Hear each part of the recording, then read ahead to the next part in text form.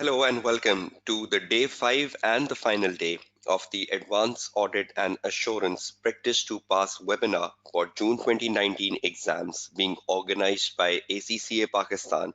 I am Kashif Kamran, your tutor.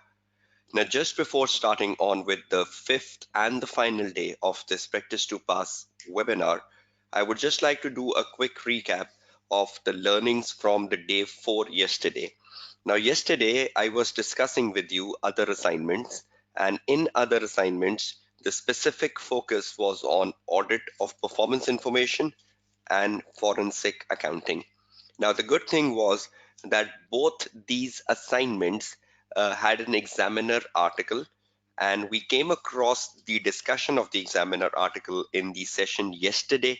And perhaps all of you were amazed reading that article yesterday, that how good the article was in terms of setting the temperament of how a question can come on audit of performance information and how a question can come on a forensic audit.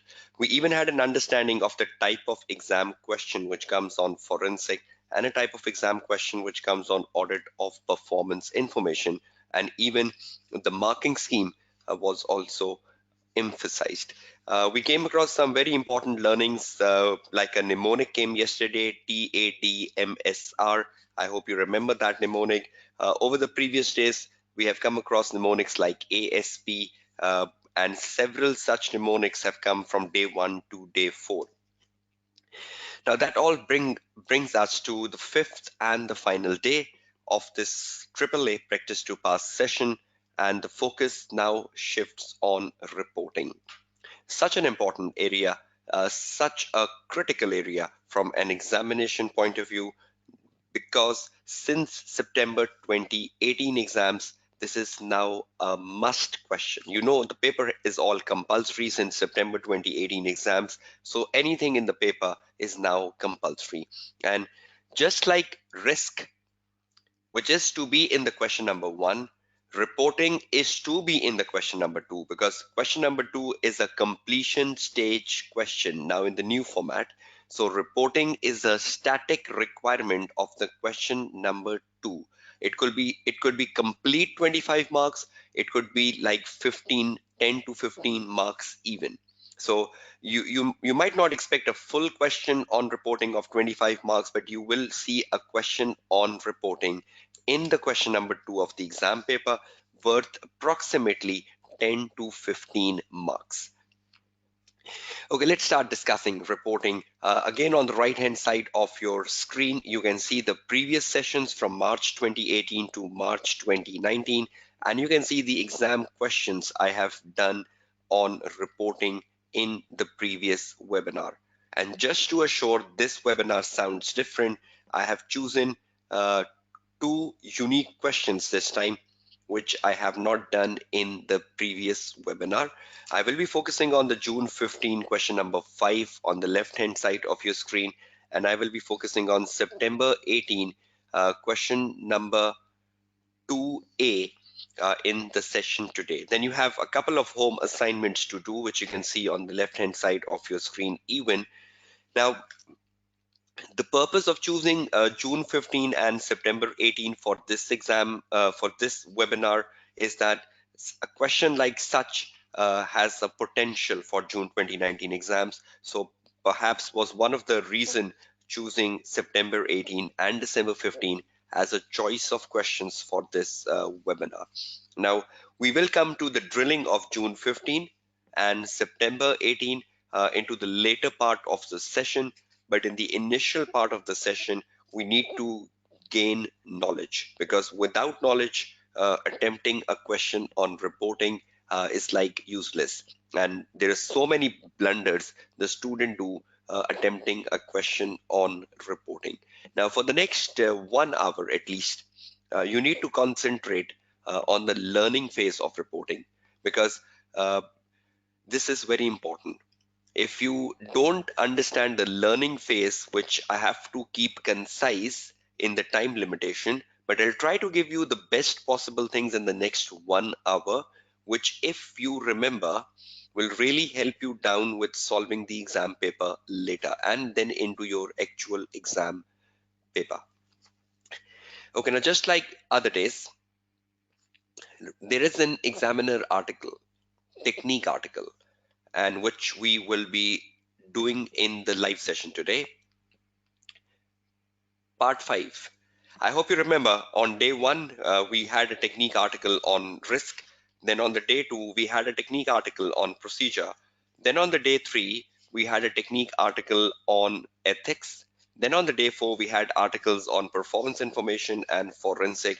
And on the fifth and final day, we have another technique article in which the examiner will tell the weaknesses in students' answer. These technique articles are so very important because these technique articles really guide you about the mistakes the students do when they attempt a reporting question.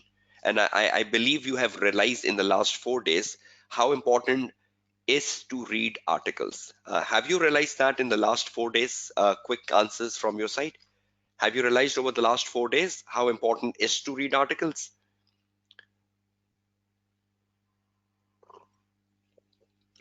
And you will be realizing that even today on the fifth and final day when we open this article, which is about mistakes the student do in a reporting question.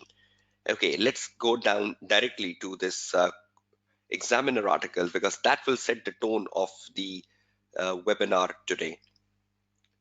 Now, right in front of your screen, you can see this examiner article, exam technique for advanced audit and assurance. How many exam techniques article examiner has written? Anyone knows that? So just to see how many of you have gone on the ACCA website and have downloaded these technique articles. Perfect. 5 articles. So examiner has written 5 technique article, and today we're coming with the fifth one today. The fifth one is about audit reporting. This is such an important article because this article sets the tone of the mistakes the student do in a reporting question. Now, just to start on with this article, let's set some objectives. What we intend to achieve by reading this examiner article. Now, again, back to the Word file, which I have used consistently over the last 4 days, and I'll be using that consistently on the fifth and the final day. We have an exam technique article, part 5, which basically looks for reporting. What will we get from this article once we read this article?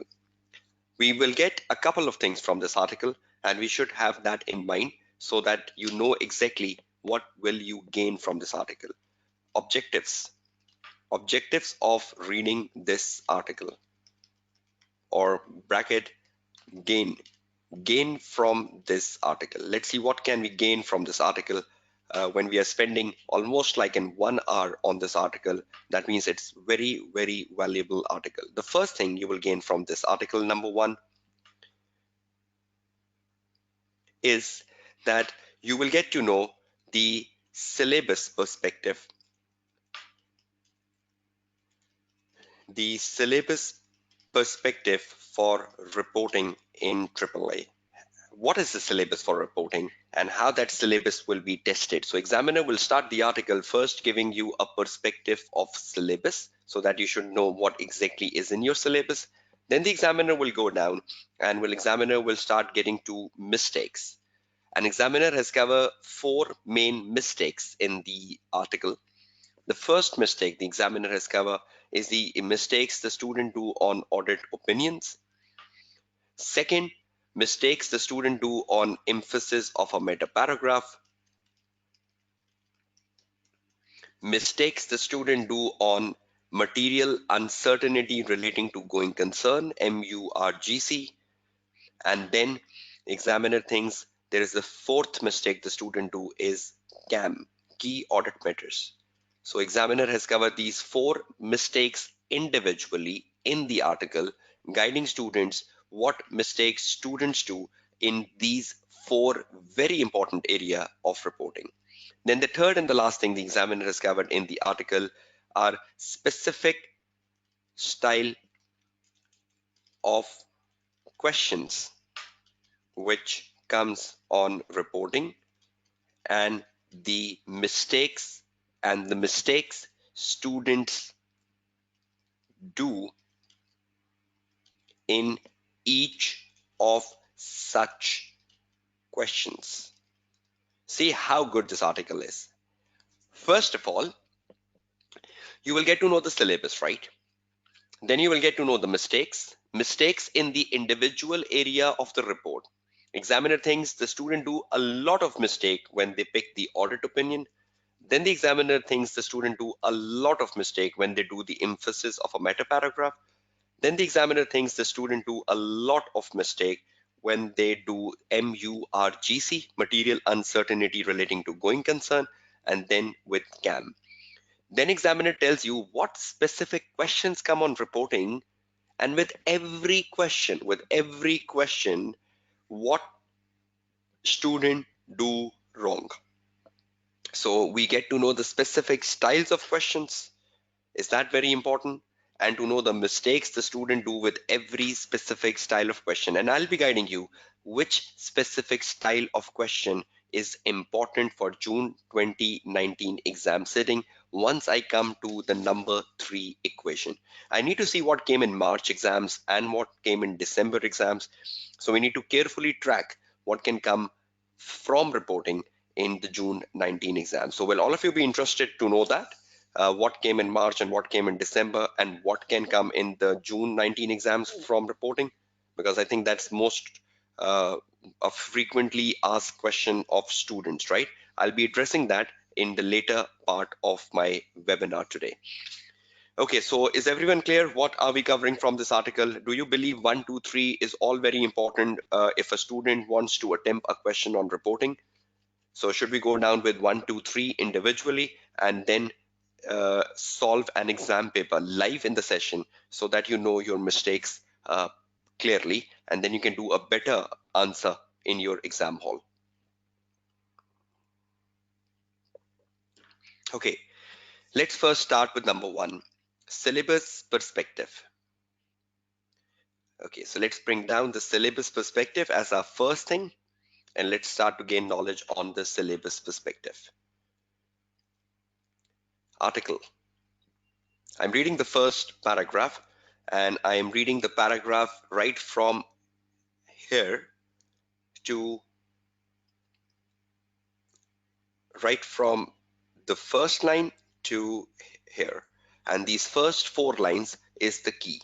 It says, audit reporting forms an important part of the advanced audit and assurance syllabus and exam. Prior to September 18, audit report typically featured in one of the optional questions and was often the least popular question in each session. Now see what is the examiner telling, because there might be many students who must have given exams even prior to September 18.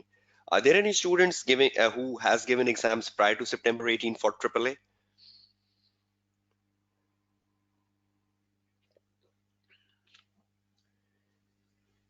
Okay, yes, there are a couple of students responding with yes, that they have given exams prior to September 18. So examiner is saying that prior to September 18, this used to be an optional question and was the least popular question in each session.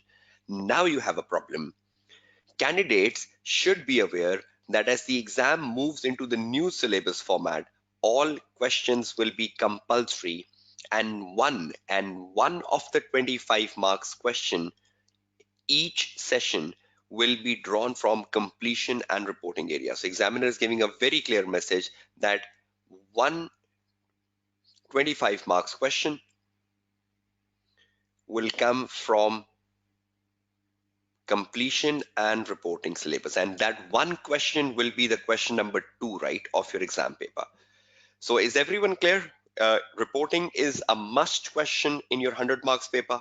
Is that clear to everyone? And reporting will come in the question number 2 of the exam paper. Now, can you leave this question? Not at all, because the paper is all compulsory. So has it become a necessary evil? Has it become something you have to do to gain marks? Right? So can you be weaker in this area?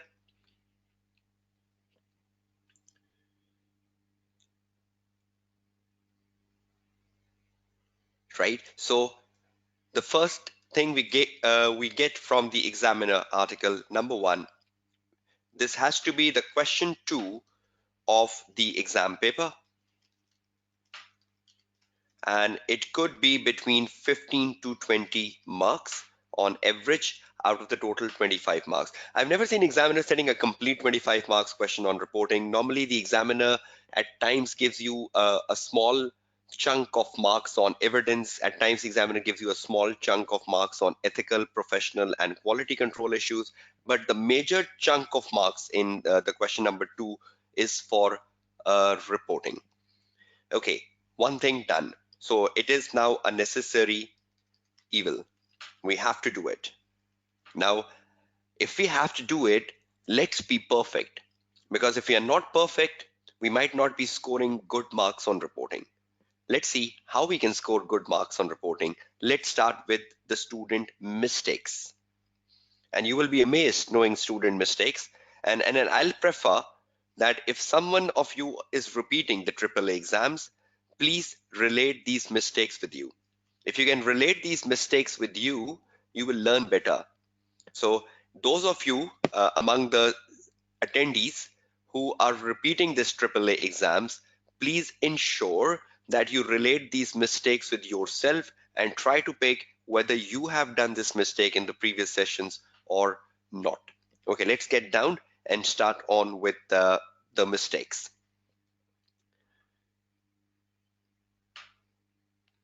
Now the examiner takes you down the article. You have to read the full article, right?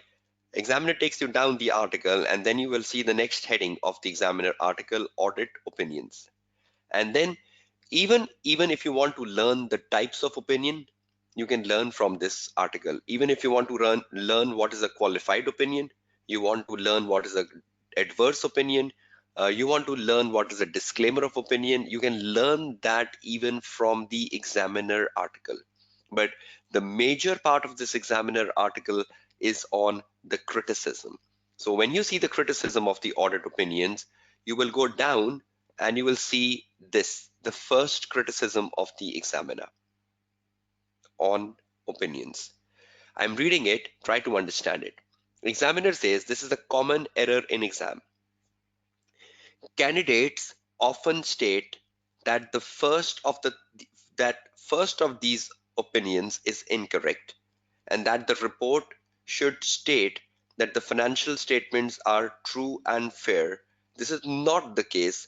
Either wording is allowed by the standard. So examiner is saying the students try to get confused. They first say that these opinions is incorrect and that the report should state that the financial statements are true and fair. Either something is wrong or something is right. How can both be together? The right and wrong cannot be together, right? Either something is wrong absolutely or something is right absolutely. So either I will say the financial statements are true and fair, or I will say the financial statements are not true and fair. So can I correlate both of them together? Examiner is saying a lot of student brings both together. At one point they will say this is wrong, and on the other way around they will say this is right. So can right and wrong be merged together in exam paper? Or should we be very absolute? Something can be absolutely right and something can be absolutely wrong. Can we mix the right and wrong together in exam paper? So please be very clear in exam paper. Examiner says when you pick an issue in exam paper, either it is something wrong, means you have to give a qualified opinion, or you have to give an adverse opinion, or you have to give a disclaimer of opinion. But a lot of time the student says adverse opinion and on the next line they says the financial statement gives a true and fair view. Because that's the tendency of the student, right? The student must have done these mistakes, right, Muhammad Munib? That's why the examiner is making it realized. This examiner report is not written for one student. Examiner report is written for all students who give the AAA exams. The examining team must have found this mistake, right? And when you check assignments as a tutor, even if I check assignments as a tutor in my college, I see these same mistakes being done in the reporting question. At one point, you will say the auditor will issue a qualified opinion, and on the other way around, you conclude thus the auditor would say that the financial statement gives a true and fair view. So are these not two contradictory statements when you say the auditor issues a qualified opinion, and on the other way around you say the auditor would say that the financial statement gives a true and fair view? Is that clear, Mohammed Munib? Are these two contradictory statements? Okay, the next one. You go down and you see this. There is another common error given here by the examiner.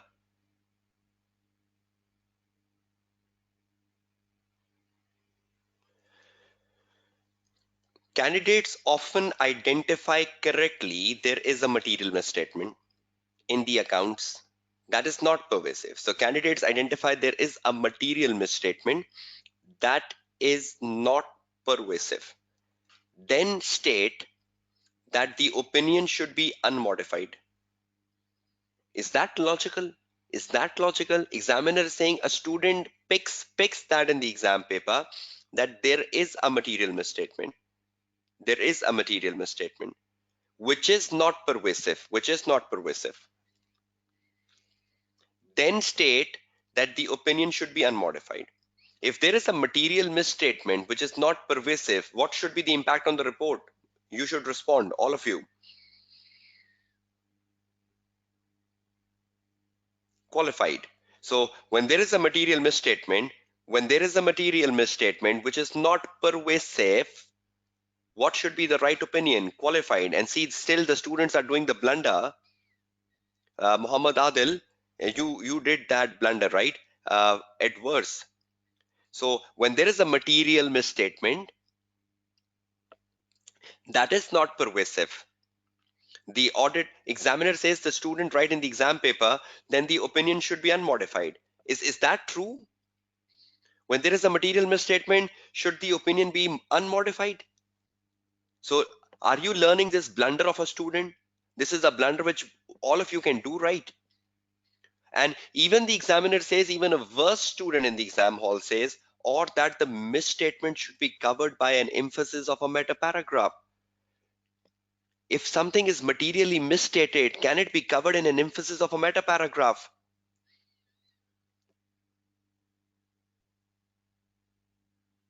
Do you all agree when something is materially misstated, can it be covered in an emphasis of a meta paragraph?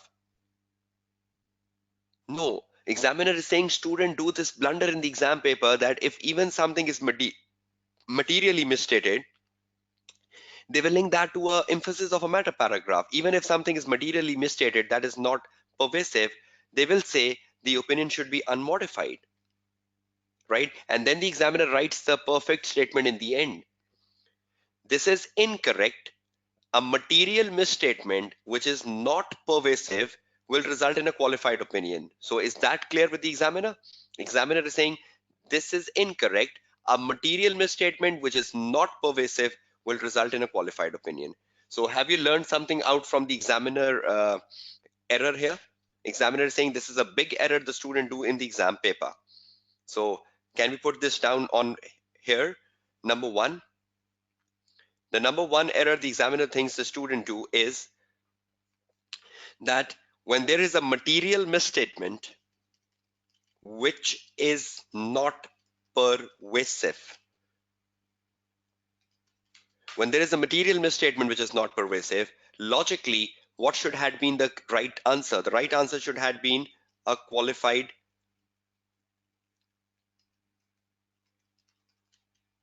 opinion. But the examiner says students write wrong answers dealing dealing this situation as emphasis of a meta paragraph or as unmodified opinion.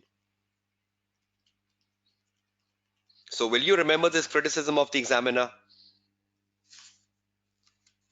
Right?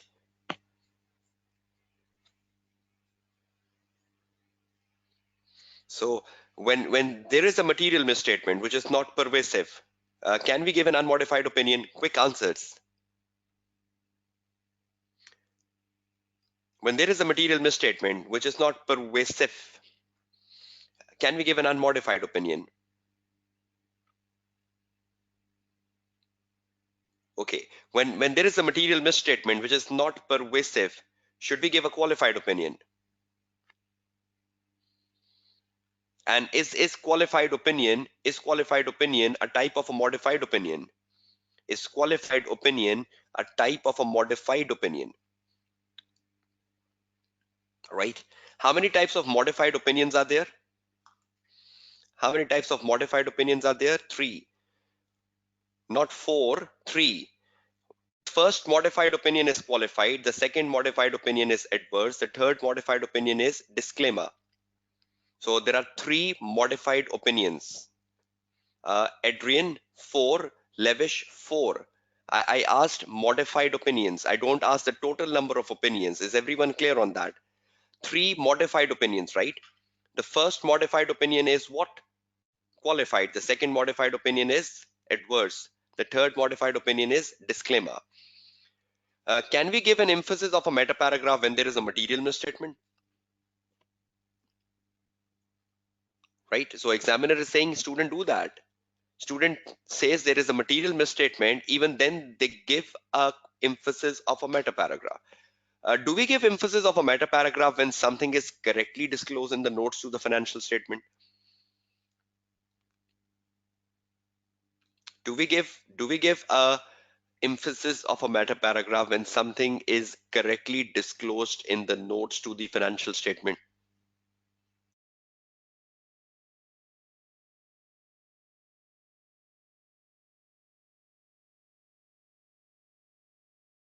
Right? So please remember when the auditor should give an emphasis, because the examiner thinks the student do this mistake.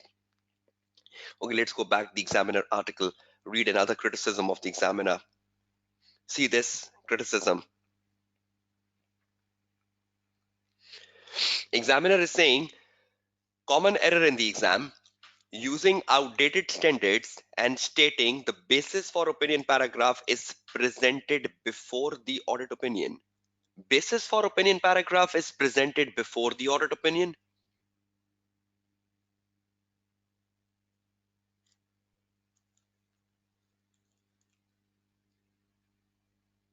So do all of you remember that opinion comes first?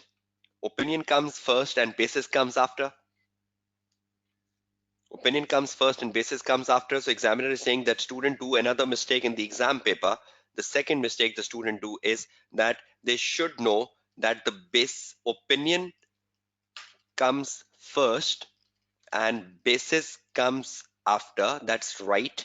But examiner says students write that basis comes first and opinion comes after, which is wrong. See, these are silly mistakes, right? These are silly mistakes, and the examiner believes students are doing that in exam paper. I really don't believe why the students spoil a reporting question, why they try to mix everything. Why they try to mix everything, and that has been a very common problem in across my all webinars, and even in my association of teaching at a college. I have found students that they try to create a mixture in a reporting question. They try to bring everything into one context. They One time they will say adverse opinion and then they will say emphasis of a meta paragraph. One time they will say unmodified opinion and unmodified opinion, and after that they will say a qualified opinion. I have no idea why you mix things up. Everything everything should be kept separate in a reporting situation, right? Everything should be kept separate on a reporting question. Muhammad Adil Anwar, you need to read the examiner article, right? Because in this sessions, we don't have time for such things, right? So you need to read the article, and the article covers situations when you should be giving such paragraphs. Okay, number next then.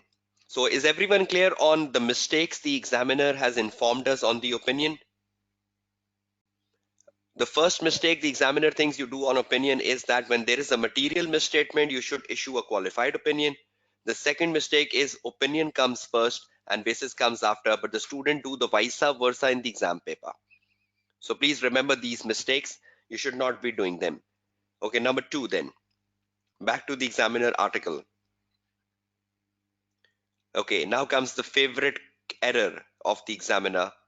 Most common error in exam paper is with emphasis of a meta paragraph. Examiner has covered emphasis of a meta paragraph in the article. Muhammad Adil Anwar. See, you can read that from here. What and when emphasis of a meta paragraph comes in. Now can you see the common errors of emphasis of a meta paragraph? See what the examiner is telling us about the common errors of an emphasis of a meta paragraph. Number one,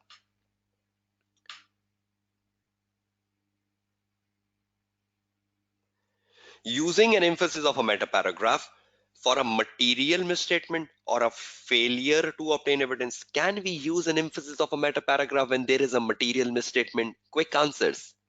Can we use an emphasis of meta paragraph when there is a material misstatement? Something is wrong, an accounting treatment is wrong. Can we use emphasis of a meta paragraph for a wrong accounting treatment? Can we use an emphasis of a meta paragraph when the auditor has failed to obtain evidence? So examiner is saying this is a common error. Examiner is saying using an emphasis of a meta paragraph for a material misstatement or for a failure to obtain evidence, these give rise to qualified opinions. So the first learning, emphasis of a meta paragraph.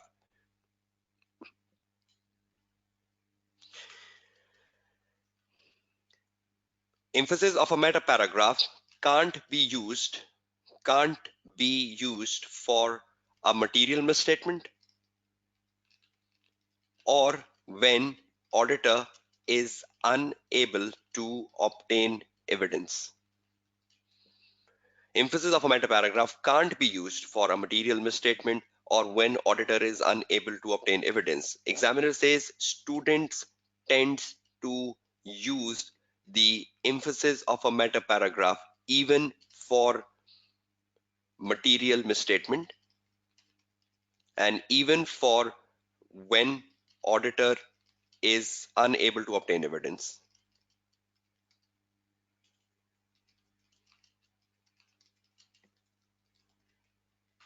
So will you do this silly mistake in the exam paper? Will you remember this criticism of the examiner when to use emphasis of a meta paragraph? So examiner is saying you can't use them for a material misstatement and when you are unable to obtain evidence. The next one.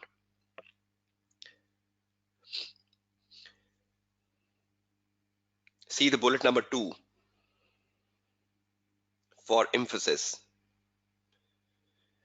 Using an emphasis of a meta paragraph for uncertainties surrounding going concern. Can we include the uncertainties surrounding going concern in an emphasis of a meta paragraph? Where should the uncertainties in going concern go? Where you deal with uncertainties relating to going concern? Do they have a separate paragraph? And is the examiner telling you that there is a separate paragraph for them? These have separate paragraphs. So is that the second mistake the examiner is telling us? Going concern uncertainties.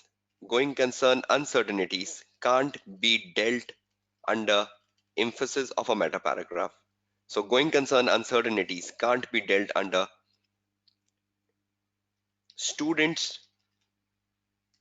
deal going concern uncertainties in an EOMP when it should be dealt under. Where should we deal with these uncertainties relating to going concern? It should be dealt under MURGC. So is it a productive article so far? Is the examiner guiding us about silly common mistakes the student do in the exam paper? That I think that shows the panic you are in the exam hall, that you try to confuse everything in the reporting question. Okay, let's take the third problem with emphasis of a meta paragraph. Look at the third bullet. The most important. Just keep your focus strong on this third bullet and you will get a clue. Using an emphasis of a meta paragraph in the last bullet, using an emphasis of a meta paragraph for something which would be a key audit matter for a listed company. Using an emphasis of a meta paragraph for something which would be a key audit matter for a listed company. How many times? How many times in my previous webinar I have told this to the student community that CAM and emphasis are two different things. Emphasis comes in a non-listed company, CAM come in a listed company. So when you are dealing with an exam paper which says ABC is a listed company, never think about an emphasis in a listed company, right? Never think about an emphasis in a listed company. So there is a CAM in a listed company, right? Emphasis is in a non-listed company. See the last statement, Muhammad Alam, using an emphasis of a meta paragraph for something which would be a key audit matter for a listed company. So examiner is very clear that you have to give CAM, you have to give CAM precedence over emphasis of a meta paragraph in a listed company. So will you remember this rule for exam paper? That emphasis is for a non-listed company and CAM is for a listed company? Will you do a blunder that if you are reading a question which says ABC is a listed company, will you write an emphasis of a meta paragraph in a listed company?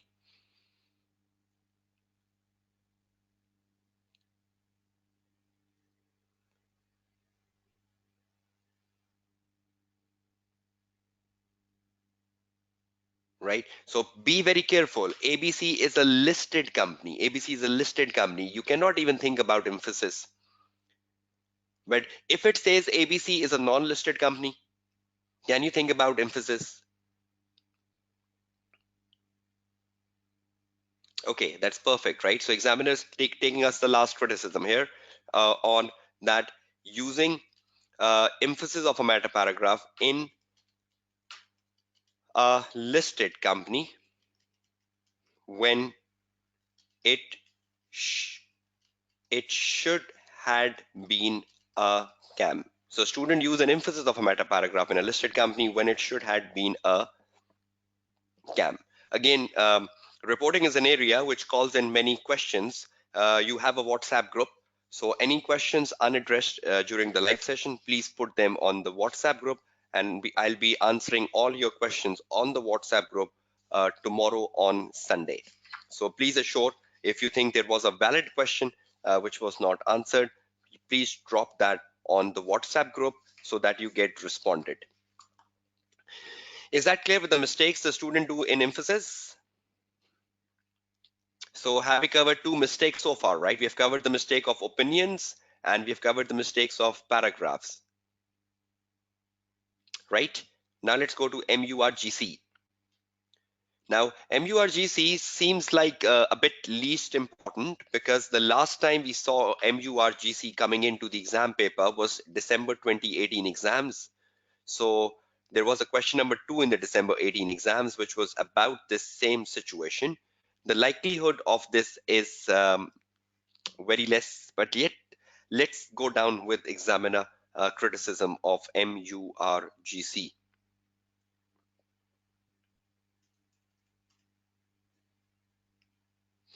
Let's see what is the criticism of MURGC. Do you all understand MURGC is a separate paragraph in the audit report? Yes or no? MURGC is a separate paragraph in the report.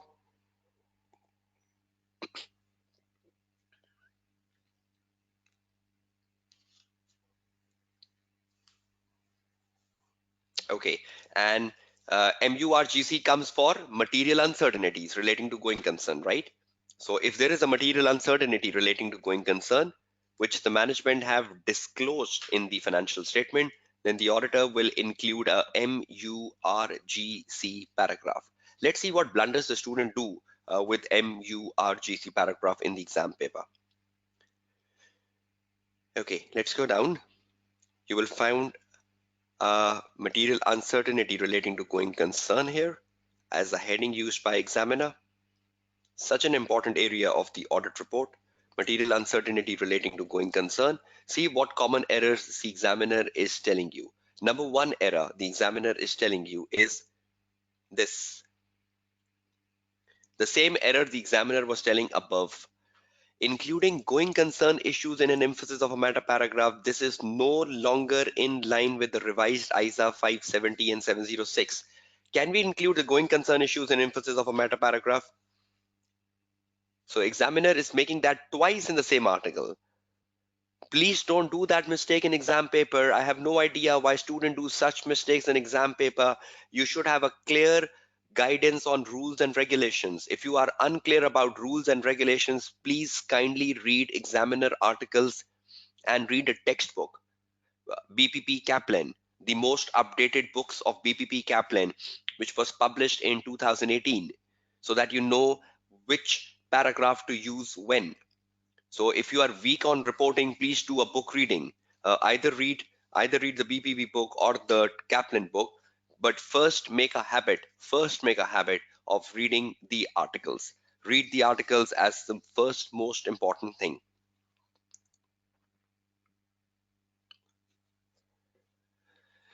Okay, number two mistakes the examiner is highlighting here is this.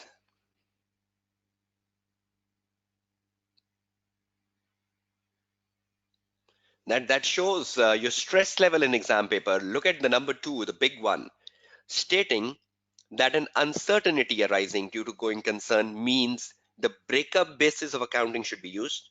An uncertainty such as withdrawal of one form of finance or a loss of a major customer may give rise to uncertainties, but do not always mean a company will cease trading. I think in exam context, the student community tries to close a company too early, and that's true. Examiner is saying if the company loses a major customer, that will not close the company.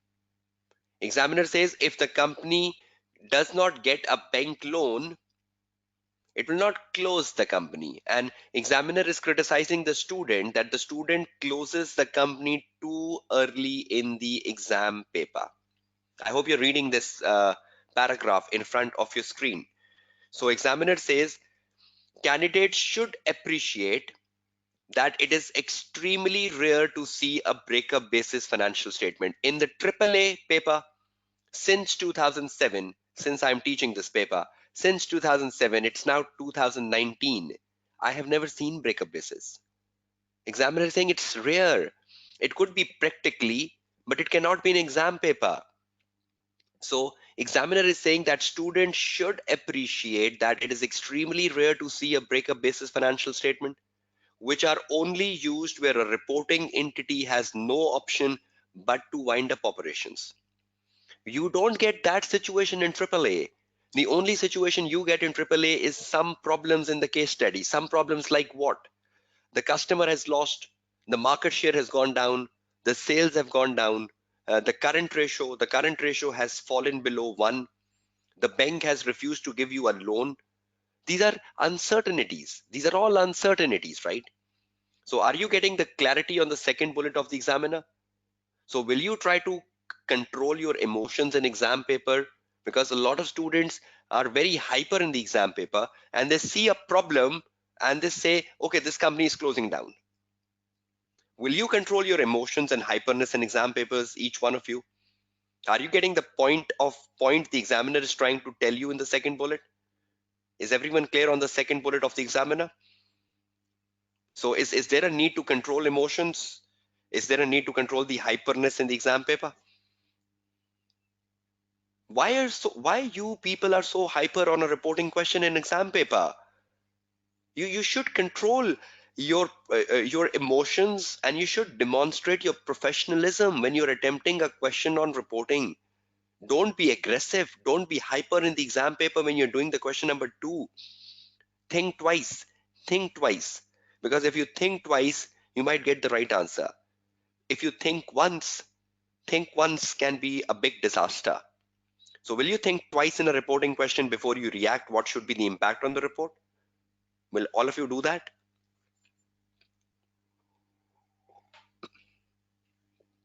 Okay, number 3, using the uncertainty paragraph. Look at the number 3 very carefully, right? Using the uncertainty paragraph where the uncertainty is not disclosed. This would give rise to a material misstatement which requires a qualified or an adverse opinion. Can we give a material uncertainty relating to a going concern paragraph when the material uncertainty is not disclosed? Can we give a MURGC paragraph when the material uncertainty is not disclosed? So is the examiner very clear on that? Is not disclosed in the financial statement. Can we give an MURGC paragraph? Not at all, right? Rather, examiner is saying you should have given a qualified opinion or you should have given an adverse opinion in this situation. So let's do the final drafting of the problems the student do with MURGC in exam paper. Number 1 problem the student do on MURGC. The first one was that students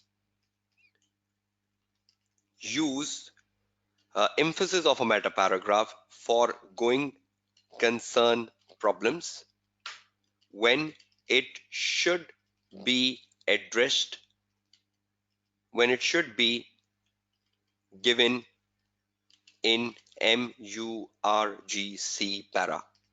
Number 2, the examiner is saying that you should appreciate, the students should appreciate that winding up of the company, winding up of the company is extremely rare.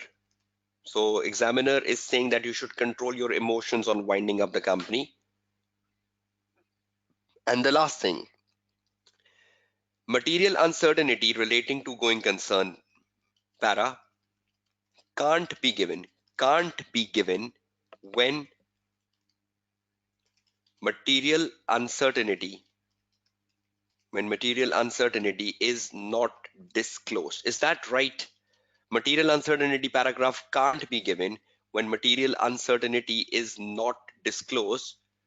It should lead to a qualified or adverse opinion. So is that clear from the examiner article? Are you realizing the need to read this article word to word? After the session ends today, will you download this article, take a printout, keep it in front of you, and will you do the annotations of this article very carefully? Will you read line by line this article to assure that what examiner is trying to educate you? So is everyone clear on when to use an MURGC paragraph? When there is a material uncertainty which is disclosed or not disclosed? When to use an MURGC paragraph? When there is a material uncertainty which is disclosed or not disclosed? Perfect. And when there is a material uncertainty which is not disclosed, then what will you do?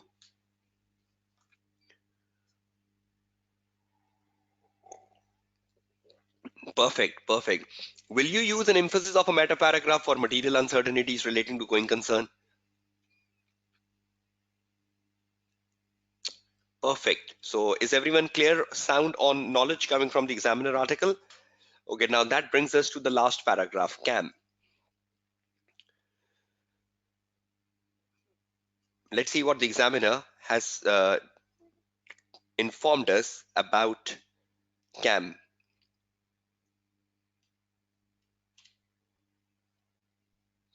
Now, when you go down the examiner article on the next page, you can see a heading here, which is a specific heading for key audit matters.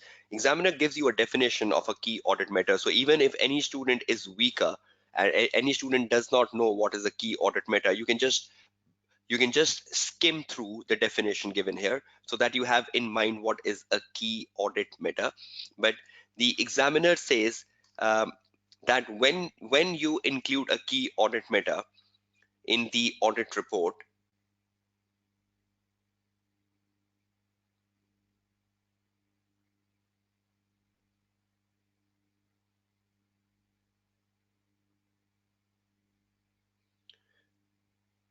is this last line here, right? This last line.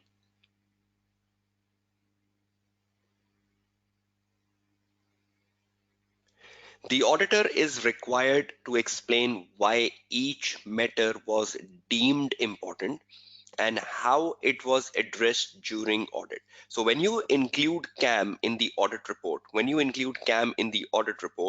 you should tell why the matter was deemed important and how it was addressed during the audit.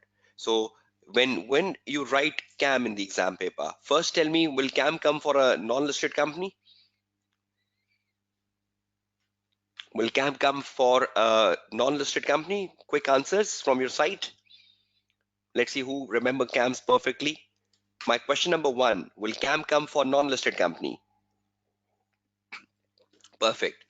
CAM will come for listed company only. Will CAM come for a material misstatement? Will CAM come for a material misstatement? Will CAM come for when the auditor is unable to obtain evidence?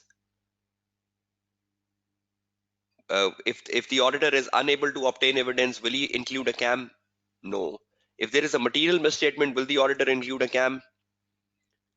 No. If there is a material misstatement, what will happen? If there is a material misstatement, what will happen? Qualified or adverse? Perfect. Perfect. Good. So all of you are getting on track in the last 52 minutes. Good enough. Okay. CAM come for listed company, and then means CAM will come for something which has been correctly dealt with. Can CAM come for uncorrected things? Can CAM come for mistakes? Can CAM come for material misstatements? Will it come for correct things, correctly dealt with? Positive matters, right? CAM will come for all positive matters. Anything negative. For example, the management has not adjusted the financial statement. Will you include CAM? Management has not adjusted the financial statement. Will you include CAM? No. Management has not given us evidence. Will you include CAM? Management has disclosed something rightly. Will you give CAM?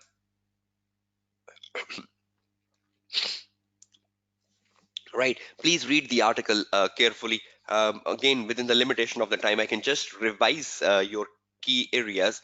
CAM is for listed companies. CAM comes for things which have been correctly dealt with. And when the auditor include a matter as CAM, the auditor should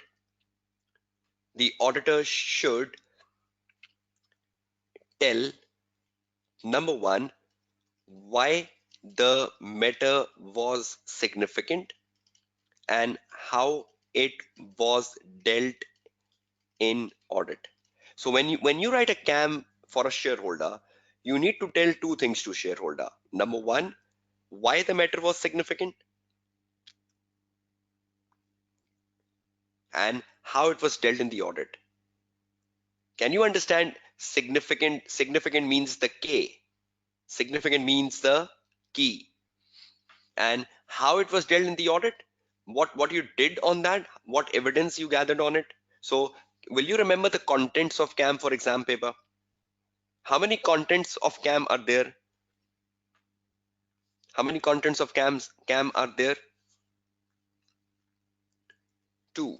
Why and how.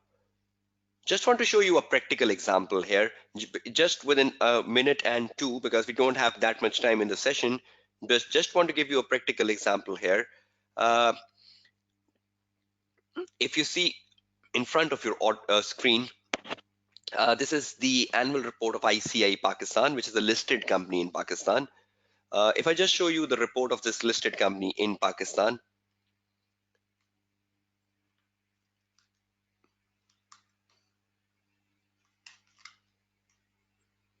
just 1 minute, I'll just show you the report of this listed company in Pakistan. So you can just pick from here this. Can you see this report in front of your screen? Can you see the very first paragraph in the report is the opinion paragraph, and then after the opinion paragraph, there is a basis of opinion paragraph. Can you see that? So will you remember that for exam paper, that opinion comes first and basis comes after, right? Then you go down, it's a listed company, right? Then you see the CAM coming in. Can you see the two columns in the CAM? Can you see the two columns in CAM, left and right?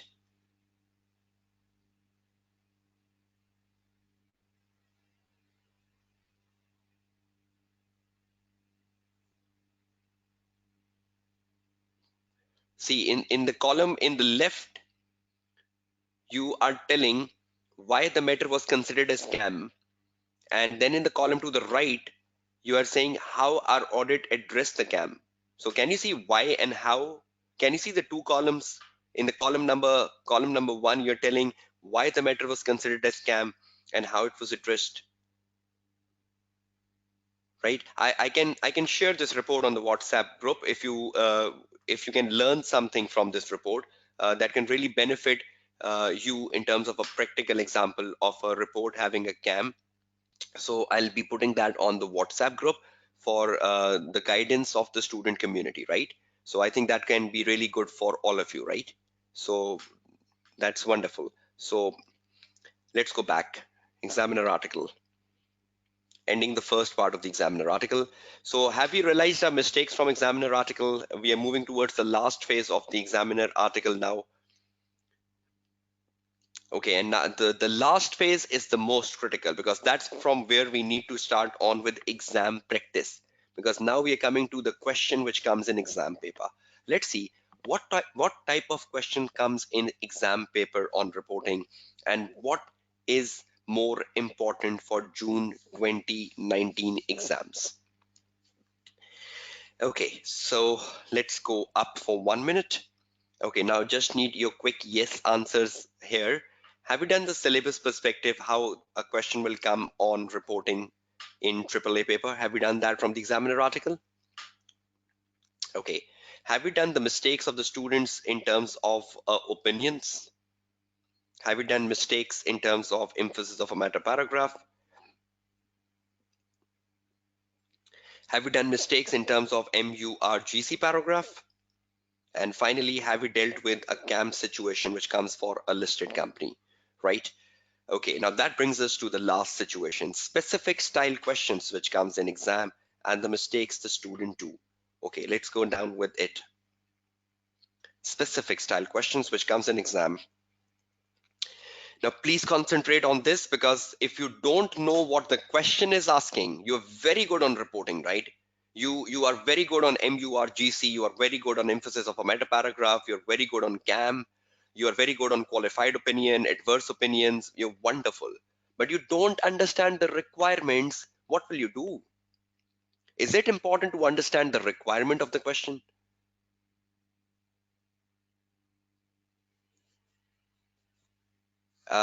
Sophia, please drop your message on the WhatsApp group.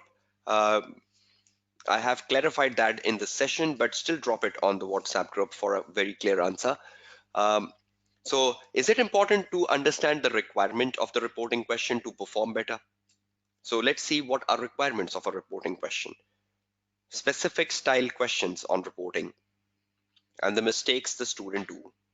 So let's see what are specific style questions and what mistakes student do for each specific style question and which specific style question can come for June 2019 exams.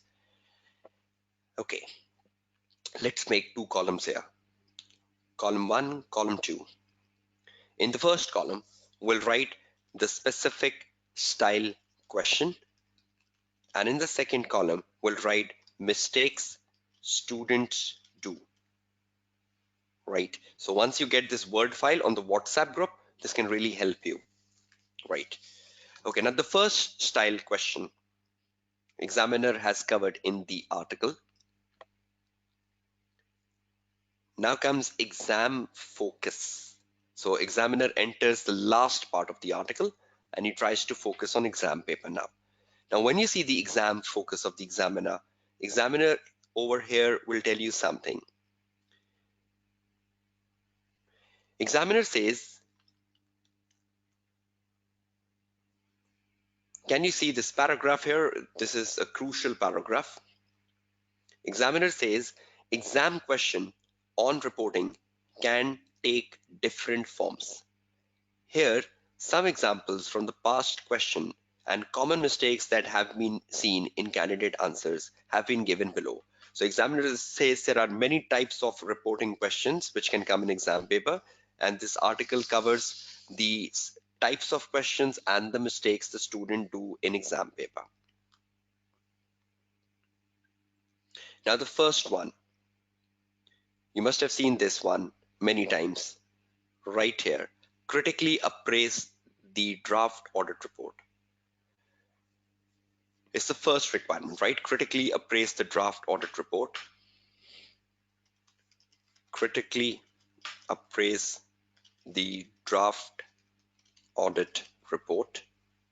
Now this requirement you will do yourself because this came in the March 2019 exams and is least important for June 2019 exams. But still, you can read from the examiner article that what mistakes students do when they attempt a question on critical appraisal of the report, right? So please do read that yourself. I'm not spending time on it because this question came the last time. Which page number? The mistakes on a critical appraisal has been given on page number 7. Page number 7 of the article. So I can do one thing easier for you. When they attempt a question on critical appraisal of the report, the student's mistakes, the student's mistake are given on page 7 of the article. So will you read that out yourself and do the mistakes, because I'm not putting time on something which is least important for June 2019 exams. This question came just the last time. I hope all of you are familiar with this type of question in the past paper, critical appraisal of the report. Yes or no?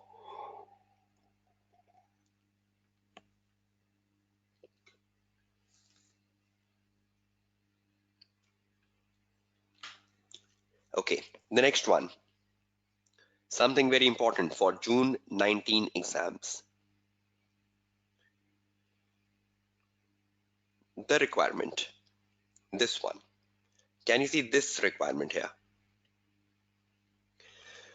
Assuming that the management does not adjust the misstatement identified, evaluate the effect of each misstatement on the audit opinion. Evaluate the effect of each on the audit opinion. So are we giving the effect of individual misstatements on the audit opinion? What can be the effect of each on the audit opinion? So examiner is saying if the management does not adjust the misstatements, evaluate the effect of each individual, not collective, each on the audit opinion. So see what the examiner is telling. If the management refuse to adjust the misstatements,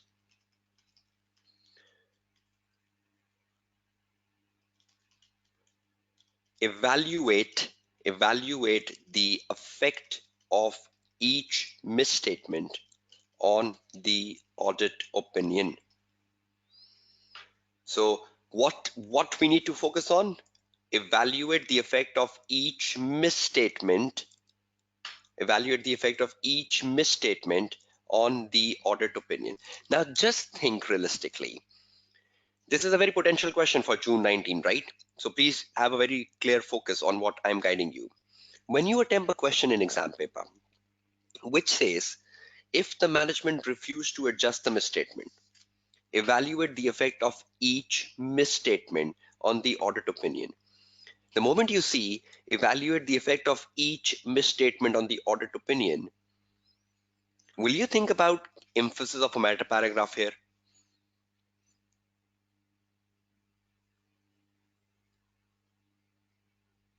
Because the examiner is telling us there are misstatements which the management is refusing. So if the management is refusing something, can we think about emphasis of a meta paragraph? Okay. If the management is refusing something, can we think about a CAM?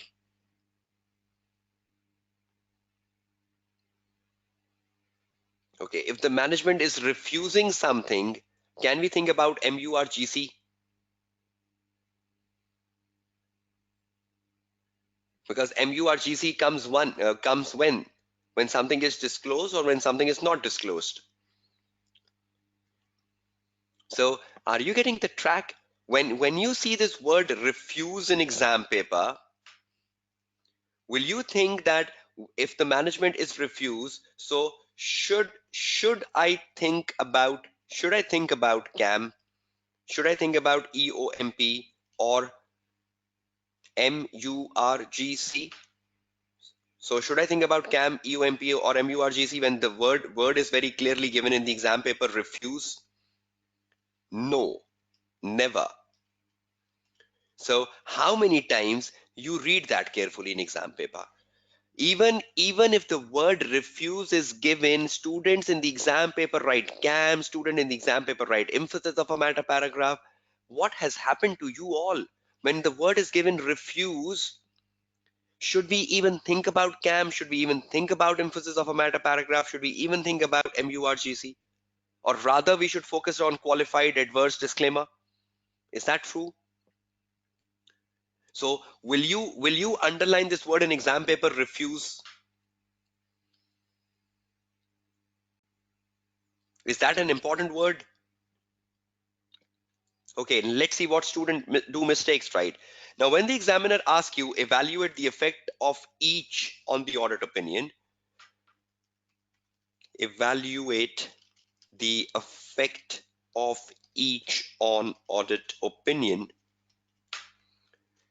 is the examiner trying to focus on the word each here? Is that an important word? Each. What does each means? What does each means? Individual, right? So in the exam, when the examiner says each means individual. So you will pick up the individual misstatements and you will connect the individual misstatement with the audit opinion.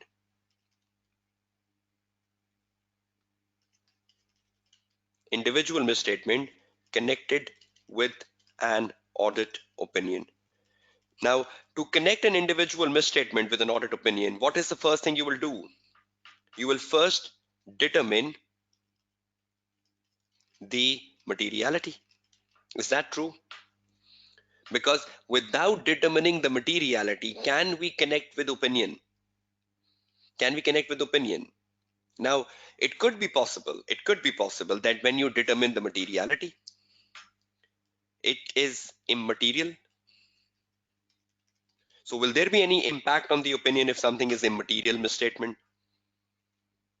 No impact. We have an unqualified opinion. If this is material, then this is a qualified opinion, right? And it will become a modified, it is a modified opinion, right? If it is pervasive, material and pervasive, right? Then it will become adverse opinion. And again, it is another modified opinion. So what should you do first? What should you do first? Should you first focus on aggregating them or you should first focus on each? Will you start to aggregate the misstatements or will you focus on each first? Examiner is saying each, so we'll keep a focus on each, right? So what should I first connect each misstatement with an audit opinion? I will determine the materiality. So is it important to determine materiality in a question on reporting? Is it important? Yes. Second, now when you think about each opinion on the audit report, let's see what is the examiner criticism. What is the examiner criticism here? Levish, once we get to the exam question, I'll be explaining that. So just hold on that. Now let's see what is the criticism of the examiner when a question like such comes in.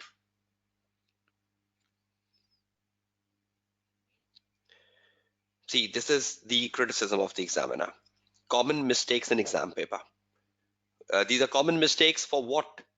When a question comes, evaluate the effect of each.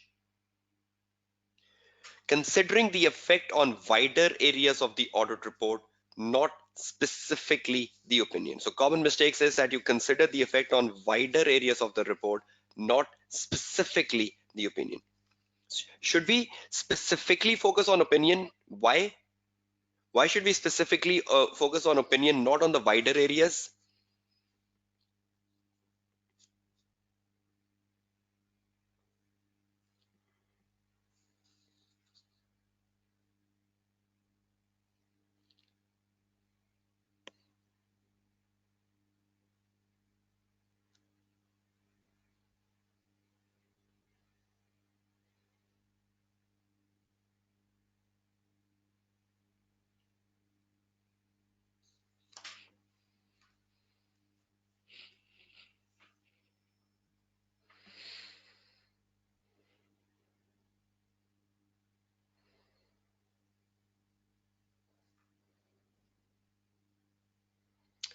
Okay, can all of you hear me?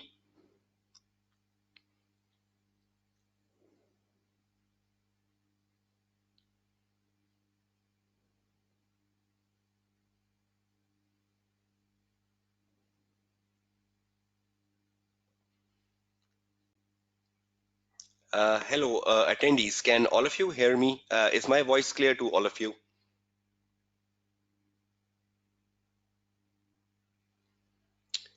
Okay, fine. Now, when the examiner says that the management has refused, so should we think about the wider areas of report, or should we just focus ourselves on opinion? Only opinion, right? So examiner is making a first common mistake that when there is a refusal, you should only specifically focus on opinion. So refuse means on should student focus on wider areas, rather they should focus on opinions only. Are you getting this message clear, that why are we focusing on opinions only? Because the management has refused. So are we focusing on the wider areas like CAM and emphasis? No, because the management has refused. So why should I think about CAM and emphasis, or even MURGC? So that's the first problem, right? And the next one, assuming that the misstatement in disclosure didn't need a qualification. Assuming that a misstatement in a disclosure doesn't need a qualification. If no disclosure is given, is that not a misstatement? That means the student even don't recognize that a disclosure not given is a misstatement. Examiner is saying, assuming that a misstatement in disclosure didn't need a qualification. What if a related party disclosure is not given? Will you not issue a qualified opinion? So how many types of misstatements are there? There are two types of misstatements, right? One can be a debit and credit, and one can be a disclosure, right? Is that true? So do you all understand that the misstatement can be in a disclosure and a misstatement can be in a debit or a credit? Is that clear?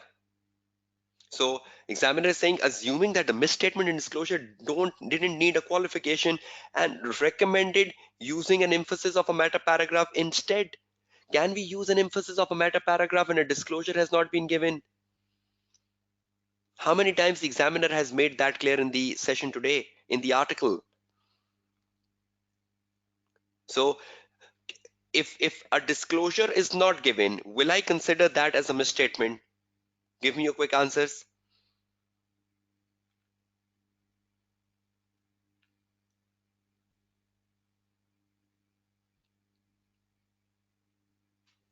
If a disclosure is not given, will I treat it as a misstatement?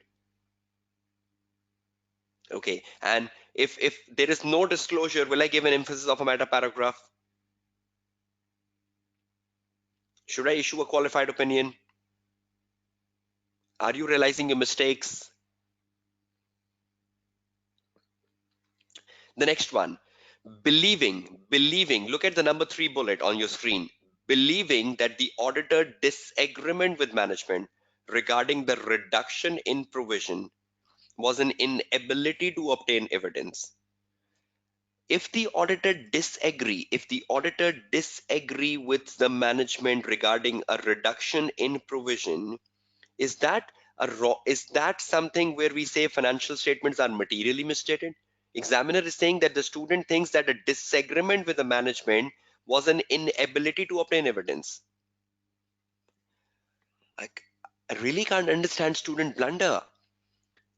Are you realizing what the examiner is writing in the article? This is the examining team. This is the examining team.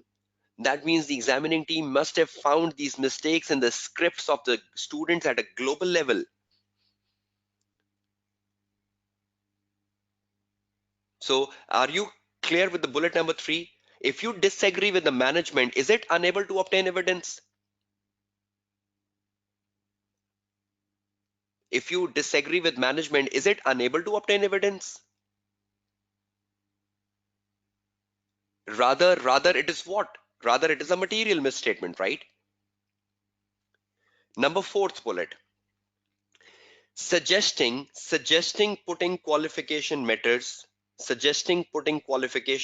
that were material but not pervasive in an emphasis of a meta paragraph. Again and again, the same thing examiner is repeating from different angles, suggesting putting a qualification matter that were material but not pervasive in emphasis. Can we include a qualification matter which was material in an emphasis of a meta paragraph? So are you realizing what we do with a reporting question in exam paper? If the repeaters, right, the repeaters in the session today, you must have done this many times before. You must have done this many times before. I cannot accept that you must not have done this before in your previous exam settings. What really happened with you? Try to understand the case, try to understand the situation, see whether it is a positive situation or a negative situation. If it is a negative situation, think about opinions. If it is a positive situation, then you can think about CAM, emphasis, MURGC. If it is a going concern issue, then you think about MURGC. You cannot think about putting an MURGC in an emphasis of a meta paragraph. So will you read these common mistakes yourself on page number 7 that you do with opinions? Nazmul Esab, that is one of the same thing, right? See, this is the problem. That is one of the same thing. Okay, so are we clear on this requirement? If the question asks you, if the management refused to adjust the misstatement, evaluate the effect of each on the opinion. So are you clear on this question requirement now? So in a question like such, will you think about CAM, emphasis, and MURGC? Or in a question like such, you will only focus yourself on opinions? Okay, perfect. Let's take on the next question. And this question is important, right, for June 2019 exams. Okay, down towards the few of the last given by examiner. Let's see what's the next requirement. This is the next requirement, the most important requirement and the most important for exam in June 2019. See this requirement. In respect of each of the matters described above, discuss the implication for the audit report, and recommend any further actions necessary. So see how many things the examiner is asking here. Examiner is saying in respect of each matter described above, what I have to do for each matter? For each matter, I have to discuss the implication for the audit report, and for each matter, I need to recommend any further actions. So this is a very potential question, right? In respect of the matters above, comma, evaluate the impact on audit report and recommend any further actions. Now see who is a clever student here. It says, in respect of the matter above, evaluate the impact on report. Now is the examiner telling us whether those matters, whether management is refusing those matters or is the management agreeing on those matters? See the situation number 2 and now see the situation number 3. In the situation number 2, we had a word refuse. So did we bother about writing CAM and MURGC in the situation number 2? Now can you see the word matter here? So can the matter be something positive like a disclosure given in the financial statement? Can the matter be something like going concern uncertainties disclosed in the financial statement? So do you realize the difference between the question 2 and the question 3? The question 3 was all negative, right? The question 3 was all negative. But can you see some positivities in the question number 3? Can there be some positive matters to read from the case? Possible? Is it possible? So please try to understand this question, right? And how many times when a question like such comes in exam paper, students are least bother to write actions. They ignore this. They ignore this in exam paper for whatever reason. Examiner says there is a least tendency of student to write actions.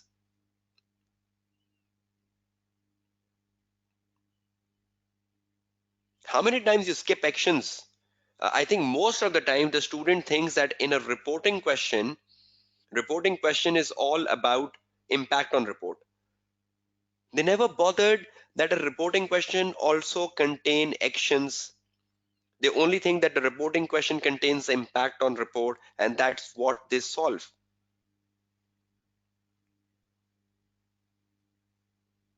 Right? So do we need to discuss two things here? The impact on report, and do we need to discuss the actions? Now, how many times we don't understand the requirement and we solve a partial question? So when you're writing the impact, let's see what is the problem this two examiners telling us on a question like such. Common mistakes.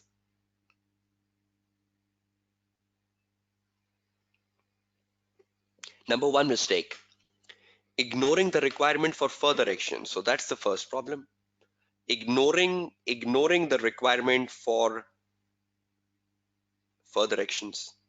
If you ignore the requirement for further action, will you get the full marks? The number two mistake, bullet number 2, recommending an emphasis of a meta paragraph or a limitation of scope. How many times has examiner criticized a wrong use of emphasis in this article? Suhaib, wait for the practice to start. In the practice phase, you will get the answer. Is that clear?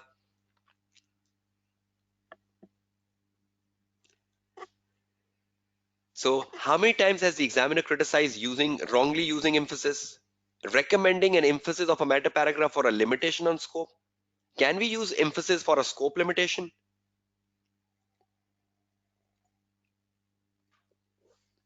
Number 3, omitting the description of the effect on the basis for opinion paragraph or stating it should be placed before the opinion.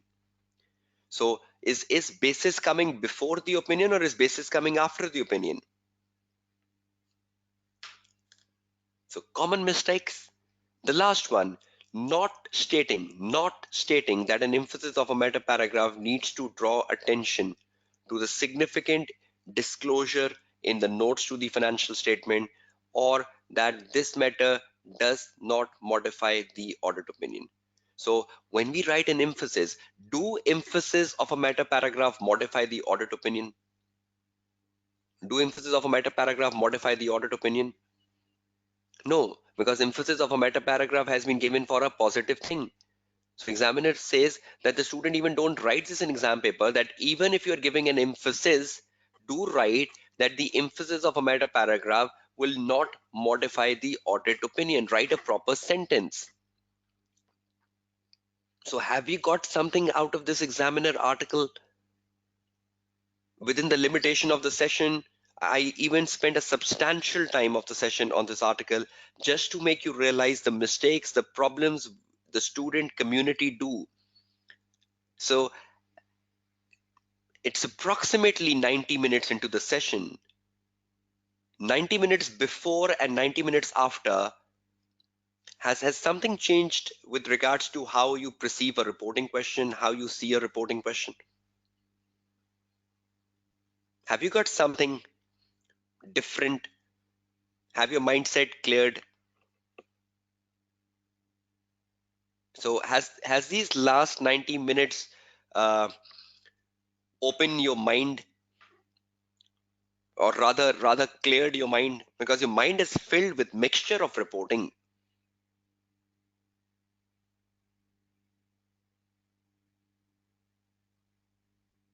So had these first 90 minutes been effective for all of you in terms of learning something? Because I'm just taking one last thing prior to the break, and post break we just need to directly solve a question, because I need to illustrate you how we solve a reporting question. So I'll do one live question in the session today just to guide you on solving a question, right? Okay, let's go down with the last thing.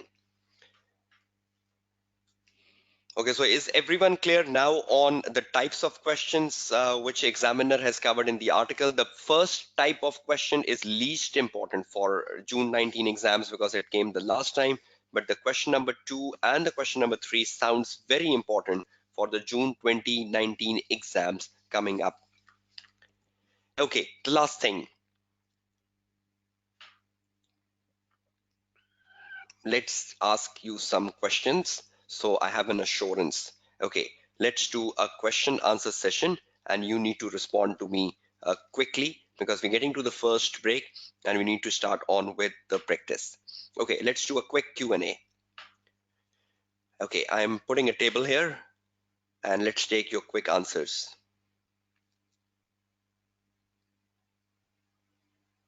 Okay,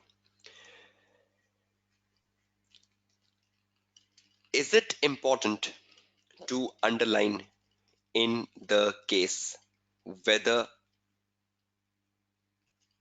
the company is listed or non-listed?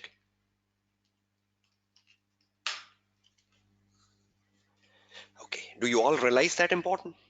And how many times you have actually done that in the past attempts?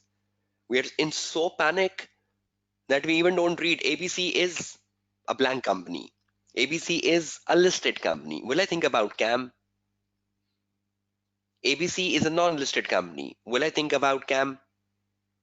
So will it make a big difference to underline the company? Is it important to underline? Yes. The answer to this question was yes. Okay. Number two. The number two question, which you should give me an answer of, if it is written in the question, if it is written in the question, management has refused or management is reluctant,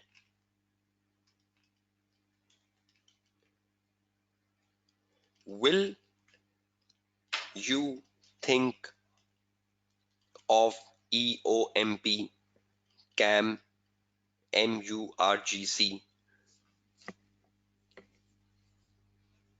Never. Good answer. Never. No, never. Wonderful. Okay. If the question says matters you should focus on for impact on report, should we carefully read should we carefully read the matters, because there there could be positive matters, there could be positive or negative matters in the case. So is matter a broad word? Is matter a broad word? So should we read the case to identify whether the matter is a positive one or a negative one? So we have to read the case very carefully for that as well, right? Then something very important into this last phase of your question and answer session. Do we realize, do we realize that the audit report is not just about opinions, it's also about paragraphs like EOMP, like CAM, like MURGC. So is there only opinions in the report, or with beside opinions there are paragraphs in the report as well? Should we appreciate paragraphs in the audit report? Should we think about paragraphs when we're reading a situation? Because a lot of times student is only obsessed with opinions. They even don't think about CAM and emphasis and MURGC even when something is positive. So should we realize that there are two sets of things in the audit report? Okay. Should we focus on reading? Should we focus on reading the requirement of the question to before attacking the answer?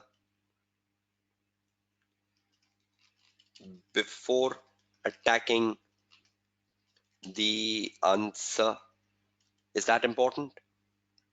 Okay, wonderful. Okay, and do we realize our mistakes, particularly for EOMP? I think most of the time examiner has focused on mistakes for EOMP. That also means that's the most misunderstood paragraph. So do we realize our mistakes particularly for EOMP? So that is it. The first 90 minutes gone, right? Now moving towards the break, and post break, we are starting with an exam paper. But just prior to the break, I need your feedback. Again, did you realize the importance of reading the examiner technique article? Did you realize the importance of reading the examiner article?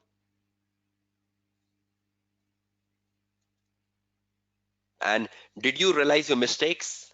Did you realize your mistakes? Did anyone identify that this is the mistake which I was even doing? Did anyone thought of that when the session was going on? Did you realize, yes, this is the mistake which I used to do. Yes, this is the mistake for which I got 47 marks. This is a mistake why I got 48 marks. Did you found your mistakes when you were listening to this live webinar?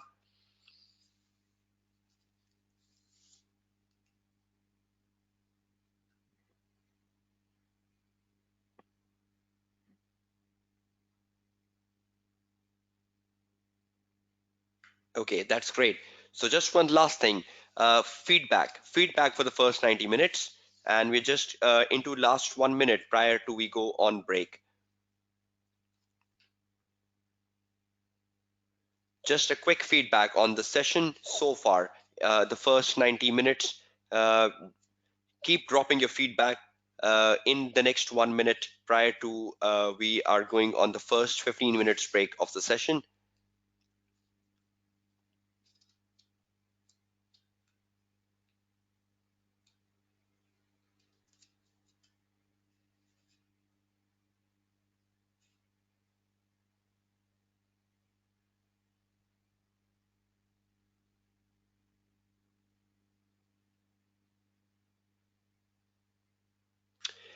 Okay, then it's the break, right? It's 9:35 p.m. the Pakistan Standard Time. So 9:50 p.m. the Pakistan Standard Time. I'll be back live, and from 9:50 we are into exam questions, learning the marking scheme. learning the marking scheme, and how to solve a question. And I'll be solving a question which looks potential for June 2019 exams. So stay tuned. We'll be back 9:50 p.m. the Pakistan Standard Time for the last leg of this live webinar, day 5, focused on the marking scheme and exam practice.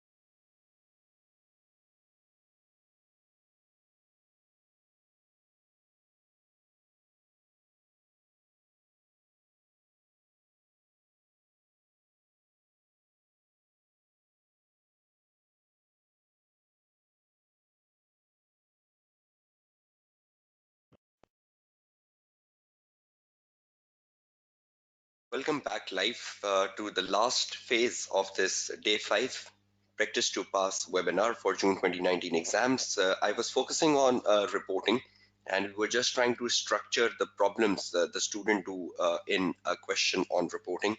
And through that learning now, it's time for implementation. Now, one implementation is what you will do on the 3rd of June. Just before that implementation, one implementation is what I am doing today in the live session.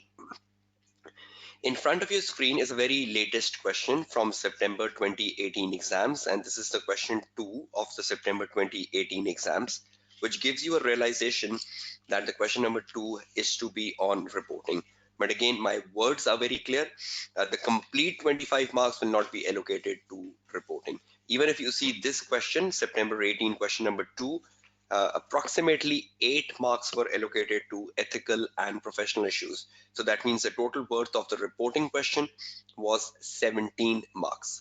Now, in an exam hall, whenever you look at a reporting question, the first thing you should do is go down and read the requirements. Because without that, we cannot do anything. Okay, let's read and let's plan. Okay, recommend and explain the matters which should be discussed with management in relation to each of the proposed adjustment. Now, a very different question, right? It says recommend and explain the matters. Recommend and explain the matters which should be discussed with management. So when a question like such comes in, I'll be guiding you how to go about it. So the very first requirement of the question is matters which should be discussed with management in relation to each of the proposed misstatement. Each. So each means we are focused on individual. Second, including an assessment of their individual impact on the financial statement, and on the auditor opinion if the management does not make the proposed adjustment. So in a question like such, when we are talking about proposed adjustments, and if the management does not make the proposed adjustment. So are we concerned about CAM and emphasis and MURGC in a question like such? Can you see the last line? It says if management does not make the proposed adjustments. So can we think about when it says if management does not. So can we think about CAM, emphasis, MURGC? No, not at all, right? We are focused on opinions. Muhammad Adil Anwar, you said yes. What is the reason of yes? Everyone else is giving the right answers no. If the management does not make the adjustment, so it does not make the adjustment is something negative, right? So we'll only be concerned about opinions, right? We will not be concerned about CAM, EUMP, or MURGC. Okay, now try to understand. Is the examiner trying to ask us two things here, including an assessment of the individual impact on the financial statement and on the opinion?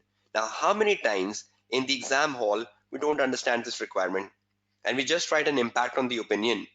Is the examiner asking for an impact on opinion only, or is the examiner also asking for an impact on the financial statement also?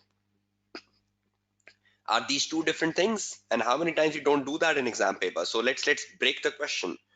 What is the question requirement from the September 18 exams? September 2018, question number 2. The requirement is to be broken down. Let's split the requirement. Okay, now when we split the requirement, the first requirement was matters that should be discussed with management with regards to what? Matters which should be discussed with management with regards to the proposed adjustments. Proposed adjustments. Okay, then the examiner says, think about an impact on the financial statements and the impact on the audit opinion. Impact on the financial statement of each and impact on the audit opinion of each. Opinion. So that means does this situation covers MURGC, CAM, or emphasis of a meta paragraph? Examiner is saying impact on audit report, or examiner is saying impact on audit opinion. So is opinion, so in a question which says impact on audit opinion, can we cover paragraphs? No. Okay. Wonderful.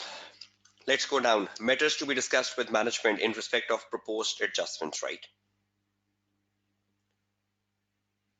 What is the impact on financial statement of a proposed adjustment? If the management refused to make an adjustment, what is the impact on the financial statement? Can you remember the risk day one? Impact on the financial statement can be under or overstated. The impact on the financial statement is a misstatement. It could be a material or immaterial misstatement. So something can be understated, something can be overstated in the financial statement if the management is not making the proposed adjustment. And what is the impact on the opinion? It could either be an unqualified opinion, or it could be a qualified opinion, or it could be a adverse opinion. Will we be thinking about a disclaimer of opinion?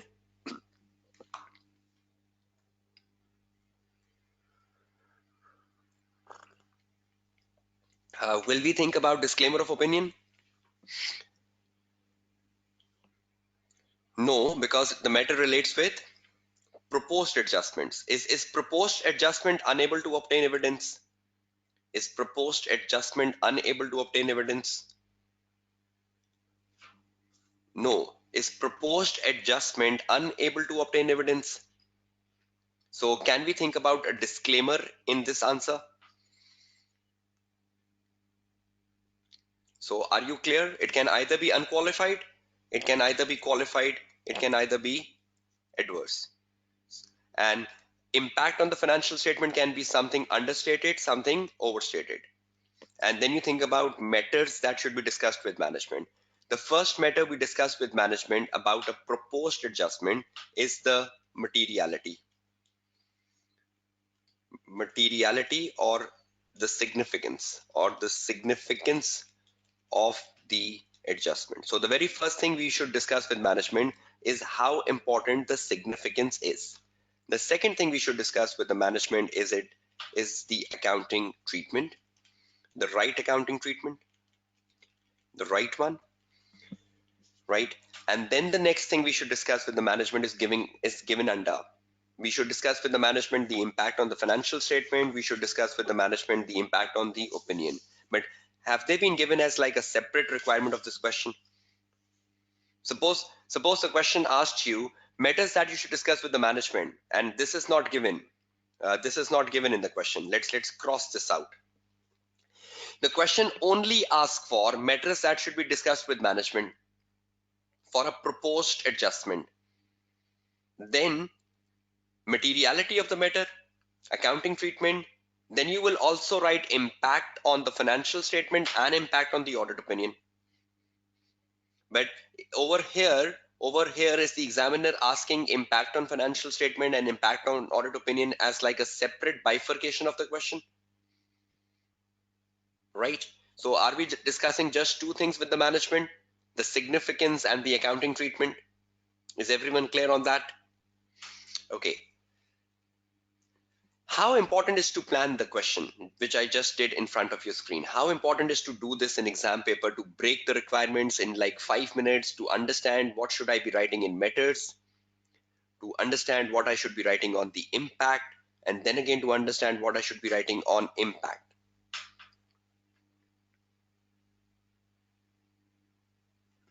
right?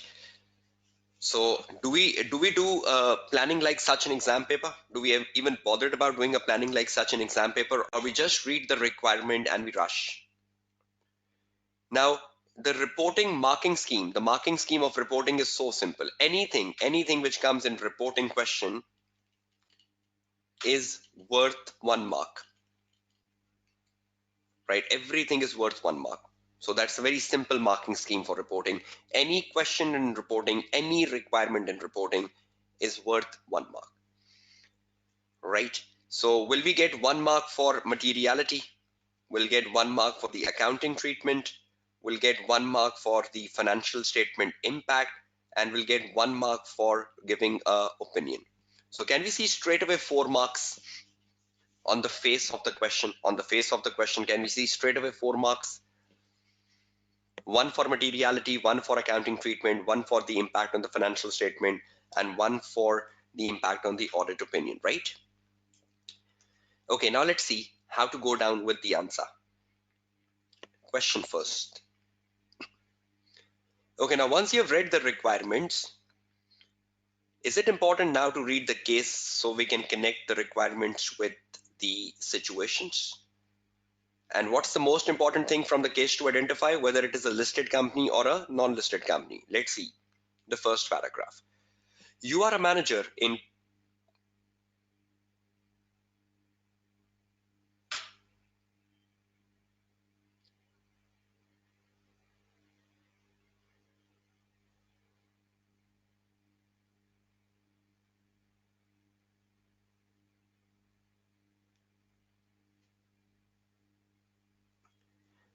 Okay, if you look at the question right in front of your screen, I'm starting to read the question, and from the question, we will identify how to go down with making up the answer.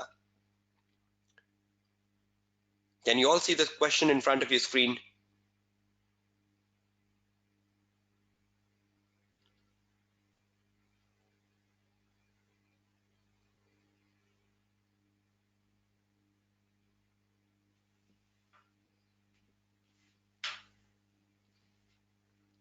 Okay, is my voice clear to everyone? Can you see the screen? Can you hear my voice? Okay, I'm reading the question. You are a manager in Coram and Company, a firm of chartered certified accountant. The audit of one of your client, Clark, for the year ended 31st of May is nearly complete, and the audit report is to be issued next week. Clark Company is an unlisted company. So is that something important to highlight here? It's a unlisted company. So are we bothered about thinking about CAM here? Even though the situations here are all negative, but just on the broader perspective, when a question says it's an unlisted company, are we even bothered about CAM? No. So is it important to underline it is a non-listed company? Okay, next. I'm reading from this paragraph now.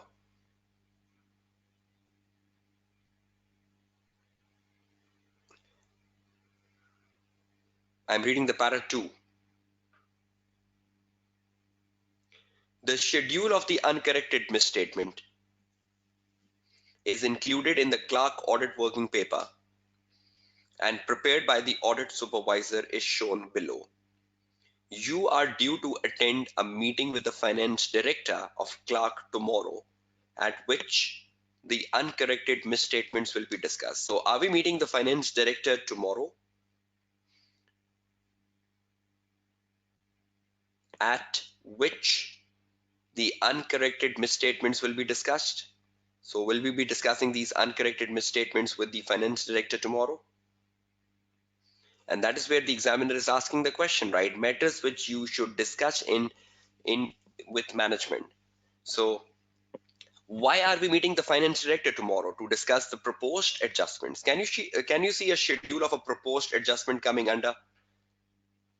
This is a very typical question. You must have seen that in the past paper many times, that the examiner gives you a schedule of uncorrected misstatements which you need to discuss with the management in the meeting tomorrow. Can you see there are 3 adjustments in the schedule? One is lease of a testing equipment. then the second is the legal claim, and the third is the asset impairment. So there are three adjustments we should be discussing with the management, one being lease, one being legal claim, and one being asset impairment. Can you see the auditor has already made a schedule with the debit and credit? So will that help you to identify what is understated and what is overstated in the financial statement? So auditor thinks that if you see the number one, the auditor believes that the lease asset should be debit and the lease liability should be credited. Even without looking at the situation down, can we say that the assets are understated currently? Because you want to recognize an asset, you want to recognize an asset, you want to debit the asset. So currently, can we say the assets are understated? Is that true?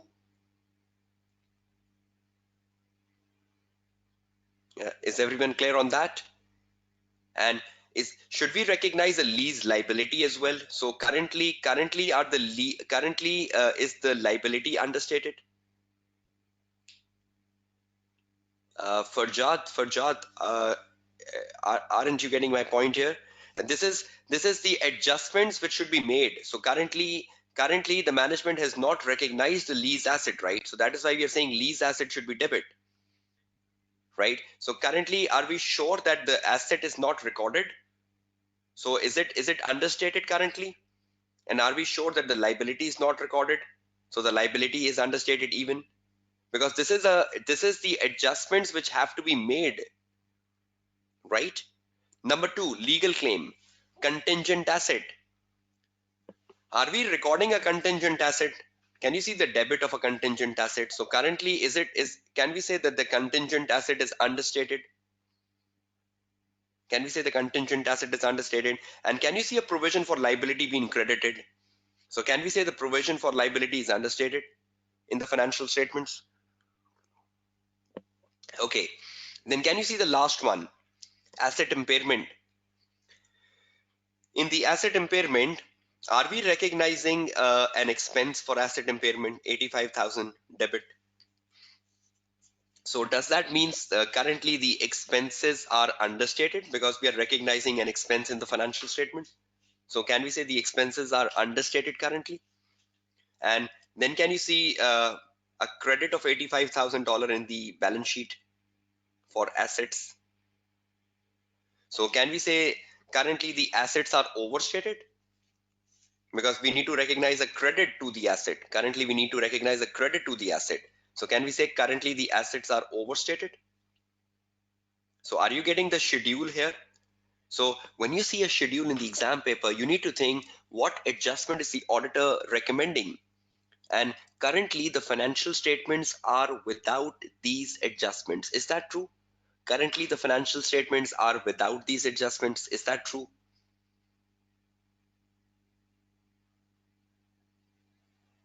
Give me a quick answer. Currently, the financial statements are without these adjustments. So, if the financial statements are without these adjustments, can we think of the under and overstatement in the exam paper? Right? And when are we discussing these adjustments with management? When are we discussing these adjustments with management? In a meeting tomorrow, right? So let's be very practical here. Okay, now let's see down what's happening wrong. Lease equipment. Were we recognizing lease? So let's see, why is the auditor recognizing a lease? What has the management done wrong with lease? I'm reading the paragraph of lease. Can you read from here just to save time?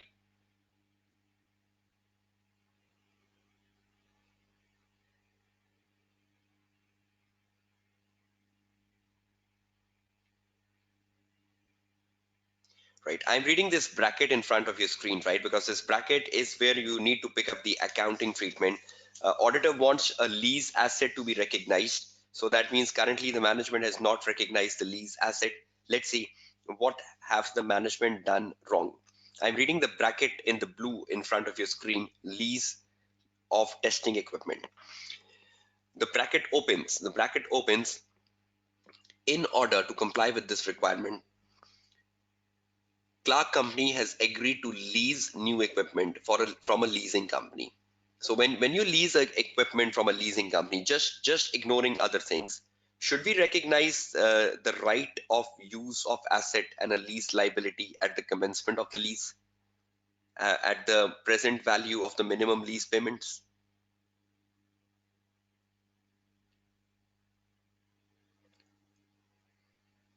No, finance and operating lease is not an issue now under the new IFRS 16, right?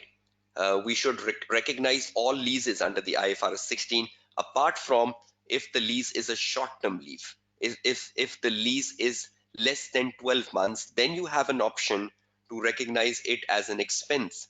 Otherwise than that, there is no option to recognize a lease as expense. You should recognize all leases on the balance sheet. So IFRS 16 has changed the context, right? So has the company purchased some assets on lease? How much is the tenure of the lease? Just 6 months. So is a 6 month lease a short-term lease? Yes or no? Is a 6 month lease a short-term lease? Can I get your quick answers? Okay. And can a short-term lease be classified as an expense? Can we recognize an expense for a short-term lease? Okay, let's see what management has done wrong here. Under the terms of lease, the company has no option to purchase the equipment. The testing equipment was made available for use by Clark at 31st of May. The client has capitalized the lease with a total carrying amount of $625,000 at two of the sites, but has elected to take advantage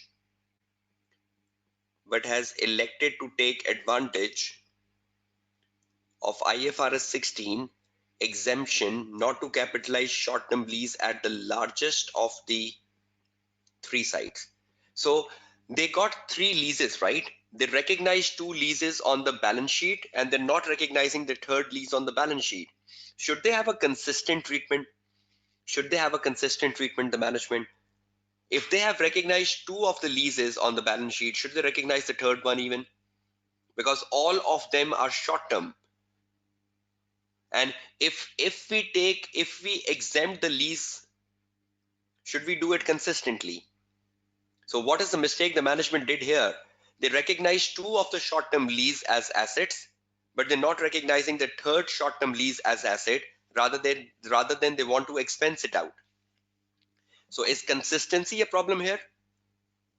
So should they recognize the third one even as an asset? Right, so can you see the entry the examiner has passed here? They have debited the asset and they've credited the liability. So that means we should recognize the third lease even as an asset, just to ensure the consistency of the accounting treatment. Is that clear? Right. So now what is the first thing you should do in the exam paper? See my answer here. In the first paragraph of your answer, I've shared the answers so you can have a deep scan of them. Okay, see in front of your screen the answer. In the first paragraph, should I tell management the materiality?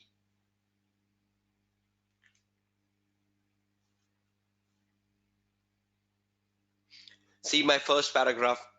Have I informed management of the materiality in the first case?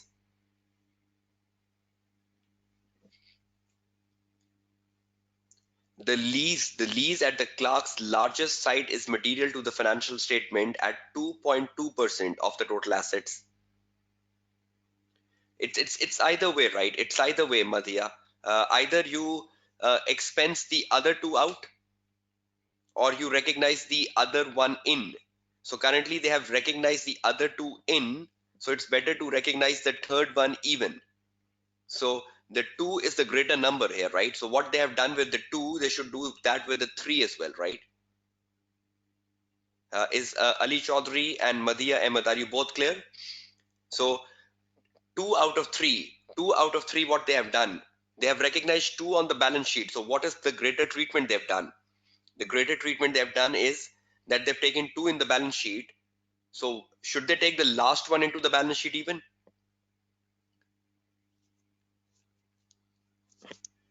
Right? So we should not reverse the other 2, rather we should recognize the third one on the balance sheet, right?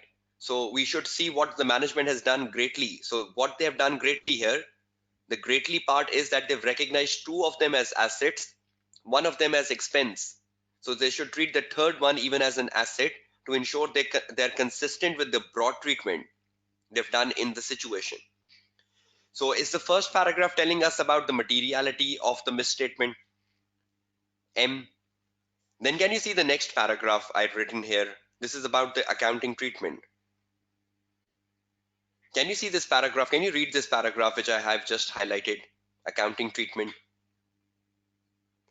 The journal recognition and measurement requirement of leases require leases to be recognized, lessee to recognize a right of use asset and a lease liability at the commencement date of the lease at the present value of the lease payment.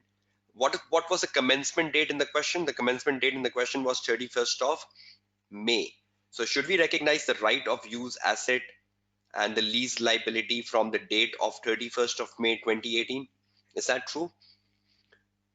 Everyone agrees with that? So we should recognize the right of use asset and a lease liability from the date the lease commences. So the lease commenced from the 31st of May, right? So then can you see the next paragraph? It is significant, however, that IFRS 16 also contains an option for exempting short-term leases of less than 12 months with no purchase option. So you are telling management that yes, I do agree that there is a provision in the IFRS 16 that you can exempt the short-term leases from the balance sheet. But if Clark elects to apply this exemption, it does not recognize the lease assets or liabilities on the statement of financial position, but rather it recognizes the lease payments as expense on the straight line basis. So Clark can choose any one of the option, right? Either Clark treat all the leases as expenses, agree, or should Clark treat all the leases as assets? Is that true? Should they be consistent on one accounting treatment? If I can get your answers there.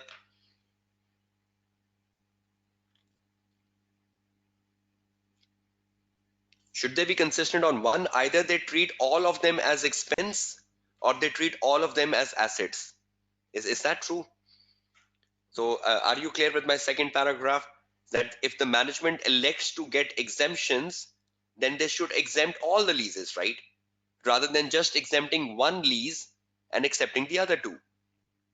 Then you see my last paragraph.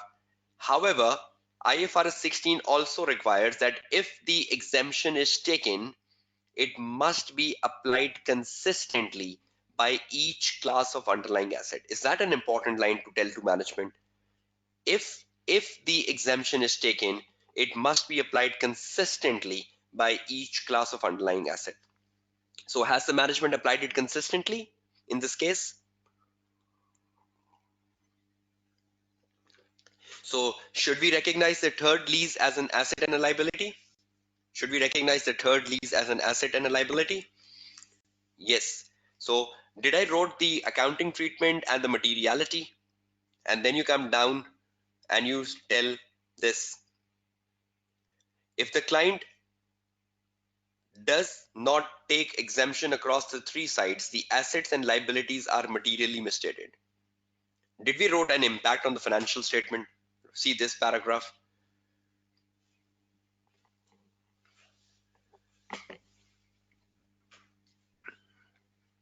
Right? Can you see this paragraph? If the client elects not to take exemption across the 3 sides, currently the assets and liabilities are materially misstated, or assets and liabilities are understated.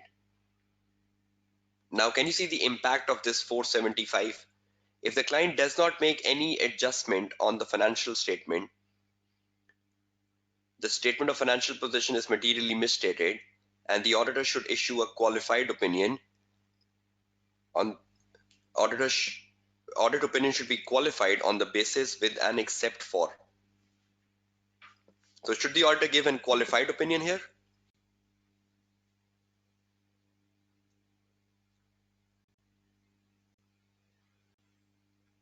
So do you understand the structure of the answer, matters which should be discussed with the management, and the impact on the financial statement and the impact on the opinion? So will you write all the complete requirements in the answer when you are addressing your exam sitting on 3rd of June?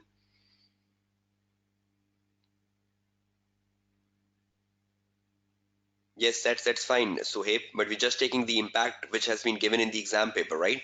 The exam paper is only dealing with assets and liabilities, so we're just giving the impact on the assets and liabilities.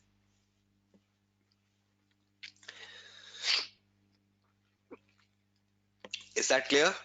So are you clear on the structure of the requirements? Again, see the requirements, matters that should be discussed with management, impact on the financial statement, and impact on the audit opinion. Is everyone clear with the breakdown of the requirement?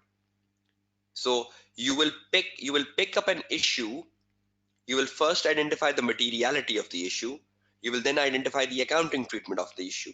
You will then think about the impact on the financial statement, what is understated and what is overstated.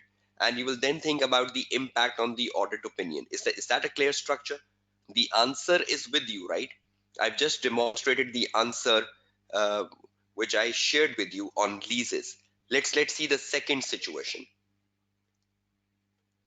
When you look at the second situation, what are they recognizing in a second situation? Are they debiting the contingent asset? Can you see the debit of a contingent asset? So are they recognizing a contingent asset? That means the auditor wants the contingent asset to be recognized.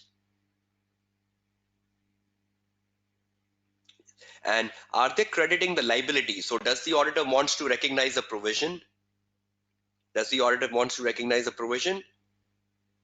Yes. So let's see why the auditor wants a contingent asset to be recorded and why the auditor wants a liability to be recorded. Let's see what is the current situation.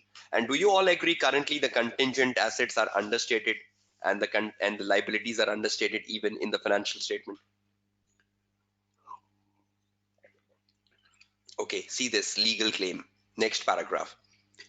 A customer of Clark successfully sued the company for negligence. Successfully sued the company for negligence. A present obligation arising from a past event which has a probable outflow and a reliable estimate can be made. So the customer has successfully sued the company for negligence. The court awarded the court awarded the customer a 1.2 million in damages, and this has not yet been paid by the 31st of May. Does this 1.2 million dollar has a probable outflow?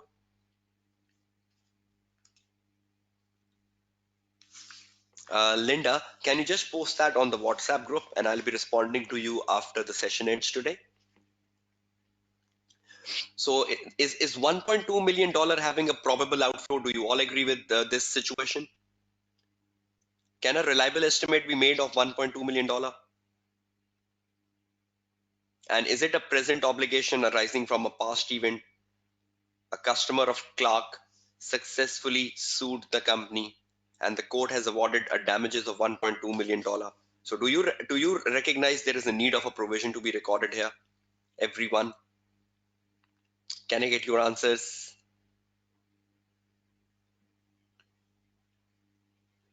Can I have your quick answers to the situation? Everyone, can you hear me? If you so, can you respond to my question?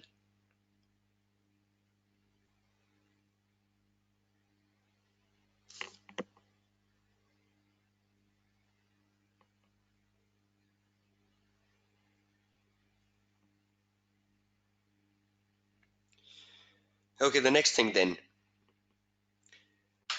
The audit working papers.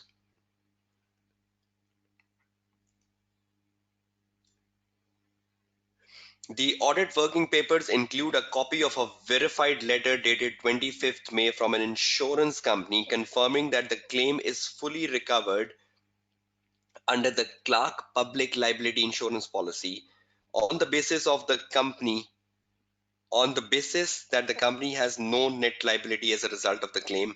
The finance director has not recognized any amount in the financial statement. We agree there is the company has no net liability.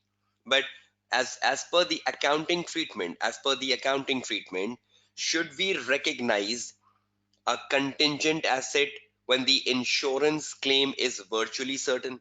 And is the insurance claim virtually certain in this question? Is the insurance claim virtually certain in this question? Can you read the line? It says the audit working paper include a copy of a verified letter from an insurance company confirming that the claim is fully recovered, so on and so forth. So is the insurance claim virtually certain? So should we recognize a contingent asset for that? But should we simultaneously record a liability for a provision?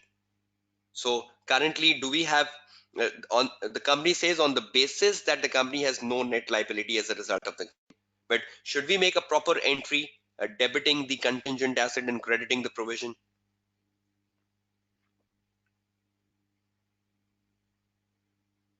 Right, we should recognize a provision, but against the provision we should also recognize a contingent asset, because ultimately will we get this claimed by the insurance company?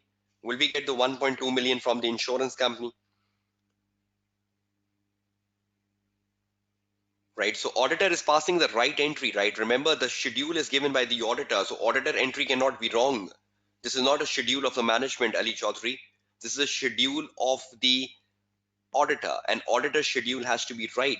So auditor is recommending in the schedule that you need to debit the contingent asset because the insurance claim is virtually certain, and you need to credit the liability even because you have a probable outflow.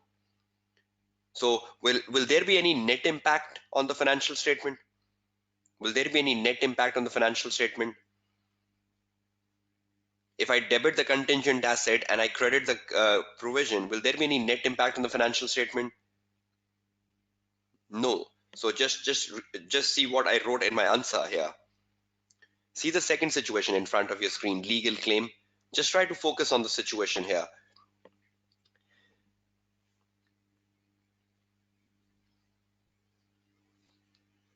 The legal claim is material because it's 5.5% of the total assets. So did I start it first with materiality?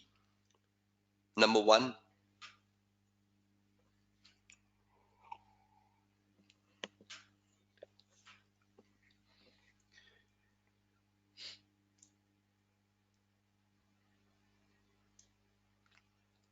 Right, so the first paragraph starts with the materiality of the legal claim. Then can you see the accounting treatment of a provision? A provision should be recognized when you have a present obligation as a result of a past event and a reliable estimate can be made. So we wrote the accounting treatment of a provision, right? Then do you see I wrote an accounting treatment of a contingent asset? Read this paragraph here on your screen, the accounting treatment of a contingent asset.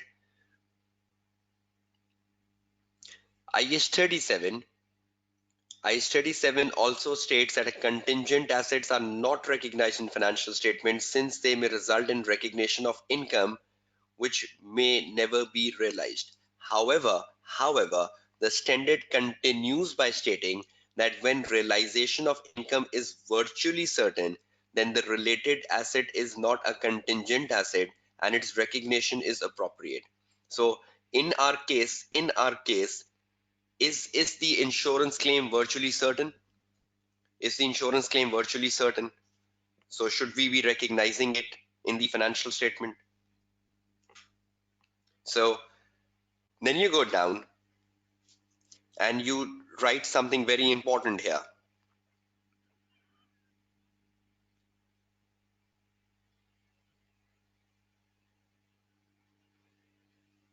Can you read this line? Such an important line, which I just highlighted in yellow.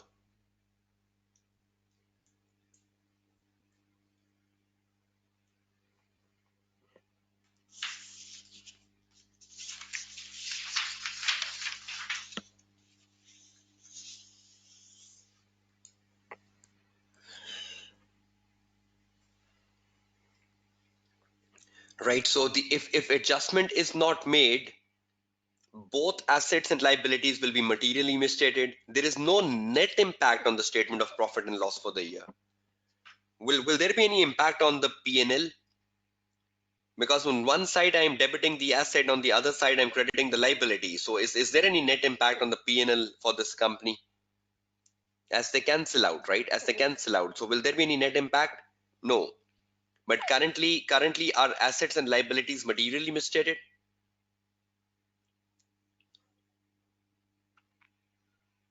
So because the assets and liabilities are materially misstated, should the auditor give a qualified opinion?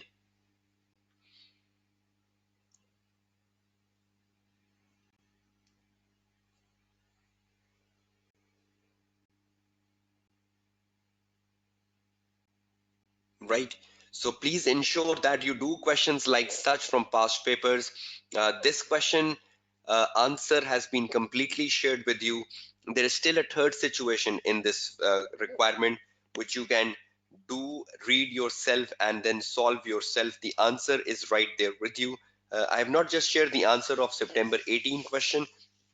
I've also shared the answer of the June 15 question, which is another one which I would like you to practice in the context. Are you clear with the requirements of this question, and will you continue on with the third situation, which is asset impairment? Is everyone on track for the requirements of this question? Will you be able to handle the third situation, asset impairment? Yes, the answers have been shared by the ACCA with you in the handout section of the webinar, and I can even post them on the WhatsApp group as well. Okay, just one last thing. If you look at another question on reporting, which has been part of the session today, June 15 question in front of your screen.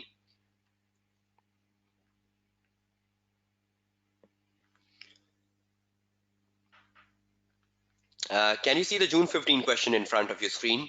Can you just confirm that?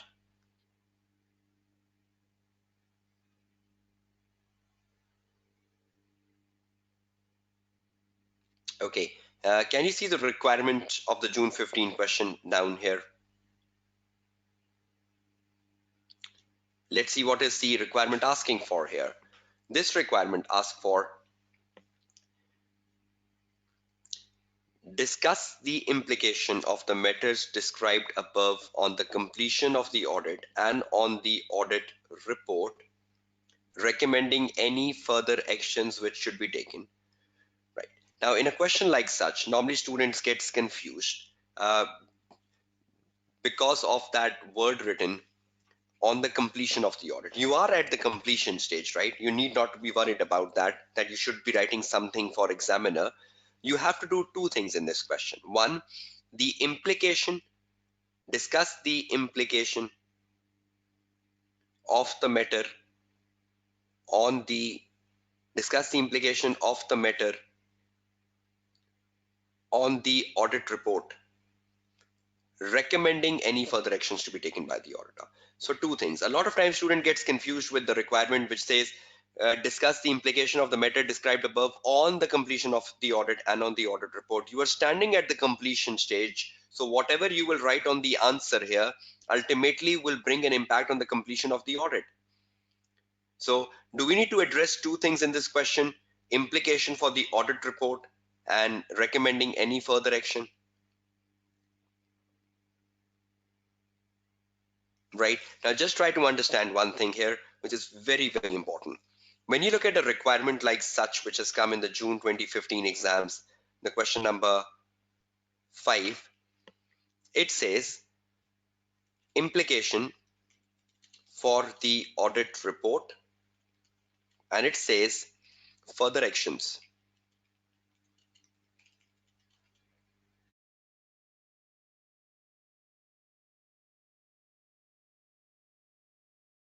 Now, have you ever thought about the difference between this and this?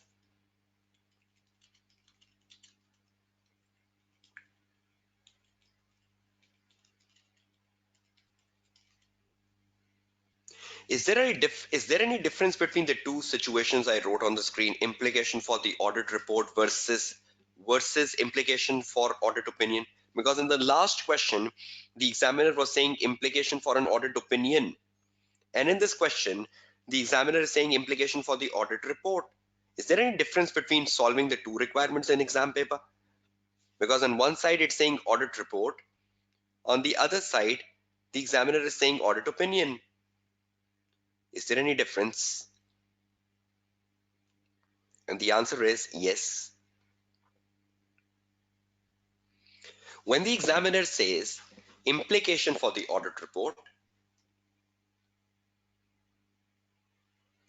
when the examiner says implication for the audit report, and when the examiner says implication for the opinion,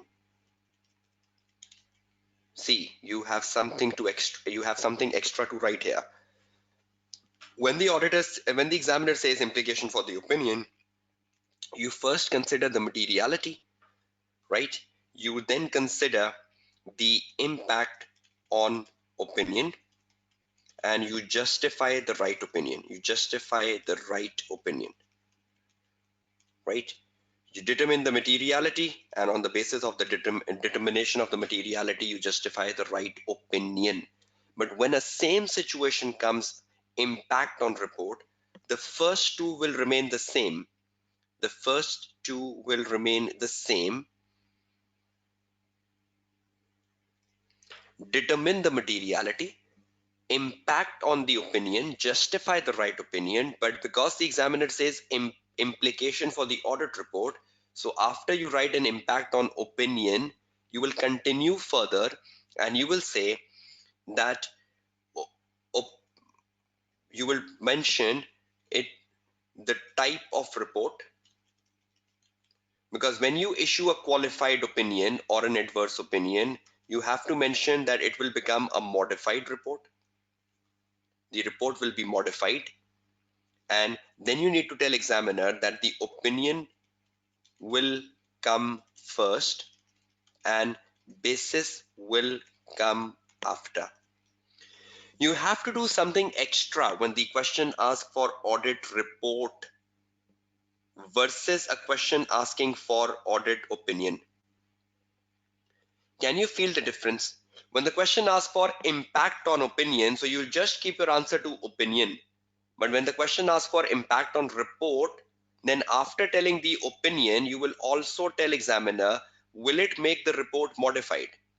So you will tell examiner the type of report to be issued, and then further you will tell examiner that the opinion will come first and the basis will come after.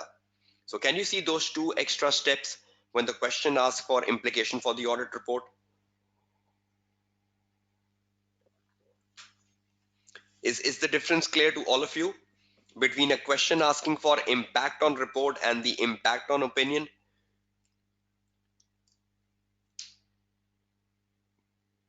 Yes, exactly. Agree, Farjad, with your answer. But for a qualified opinion, will the report be modified? Give me answers. For a qualified opinion, will the report be modified?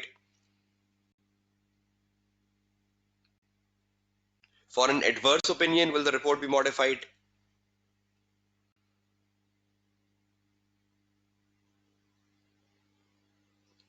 For a disclaimer of opinion, will the report be modified?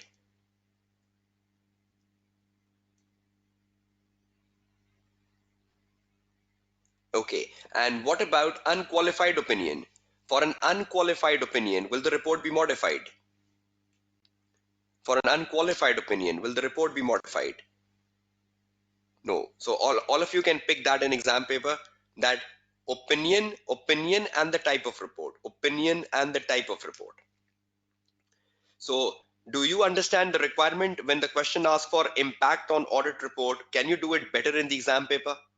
And if the question asks for impact on opinion, can you do it better in the exam paper?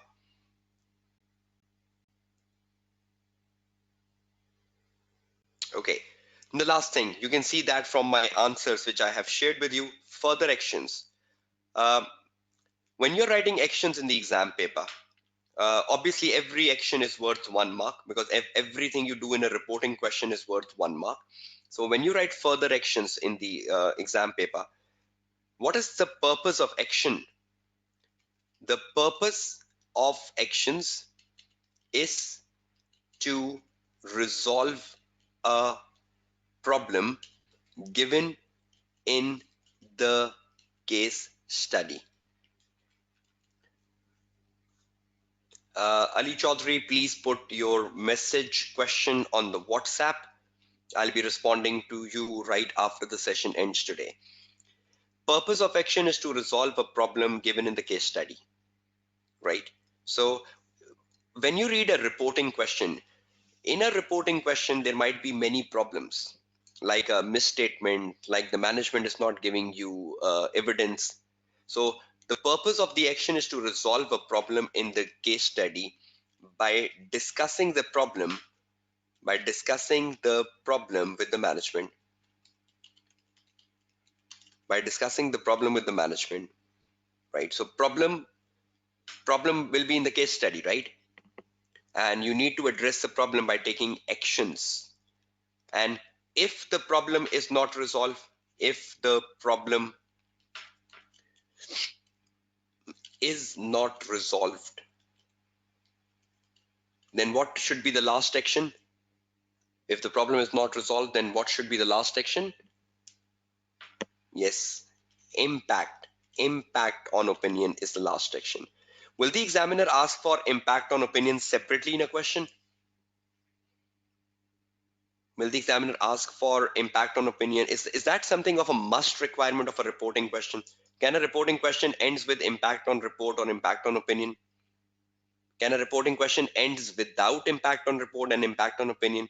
Is that something of an inherent feature of a reporting question? Yes. Why some of you were giving a no answer?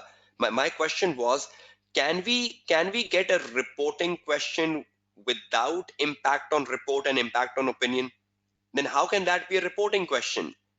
Is it something natural that in a reporting question we will have an impact on opinion and impact on report? Can a reporting question ends without that? No. So if I am writing actions, will I only keep my actions down to the first bullet? Purpose of action is to resolve a problem. Because if the problem is not resolved, that is eventually the part of the case study. If the problem is not resolved, eventually I have to write an impact on the opinion. Please do see my answer of the June 15 question, which I have shared in this webinar. Because if you want to learn how to write actions, you can learn how to write actions from the answer, which has been shared for June 15 question. So please go through that, and so that you have a better idea of writing in the actions. Yes, we can, Zubair, we can. Okay, I'm just doing a 5 minutes quick recap of reporting because I just want to utilize another 5 minutes on a journal question which has been there from day 1 to day 5, that are there any current issues for June 19 exams. So I just want to spend 5 minutes on the June 19 exams and 5 minutes to recap the day 5, and then 5 minutes in taking your feedback. Okay, first of all, we started our journey today by first focusing on the examiner article. And did you learn some good things from the examiner article about mistakes and the specific style of questions which comes on reporting, and what students do wrong on those specific styles of questions? So that was our very first learning today in the session, right? Looking at the examiner article and getting to know from the examiner article what exactly students do wrong in a question on reporting.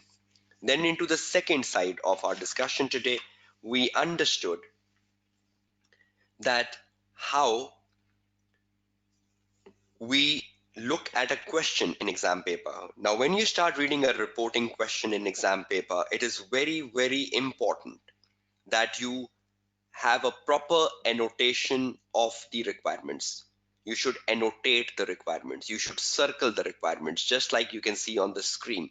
You circle the requirements. You try to pick what exactly the examiner is asking from me. because that is very, very crucial. You need to do these annotations, right? Because these annotations are really, really important. So did you saw these annotations in both of my questions I did in the session today? Uh, I think that has been an emphasizable part, right, on all the previous 4 days, reading the requirements, reading the requirements. So is reading the requirements very, very essential? Underlining the requirements, knowing exactly what the examiner is asking for in a reporting question. So, have you ever realized that we do a very bad reporting question? Either because we have a weak knowledge on reporting, number one, either because we mix things up, number two, or either because we are not reading the requirements of a reporting question carefully. Recap. Why we fail in a reporting question? We fail in a reporting question first because we don't have proper knowledge.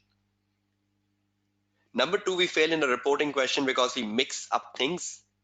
And number three, we fail in a reporting question because we fail to understand the requirements. Are the reasons of failure in a reporting question clear to everyone? Will you be overcoming these reasons in the next 3 or 4 weeks? Will you clear your reporting knowledge in the next 3 to 4 weeks? Will you be assuring that you don't mix up things in a reporting question?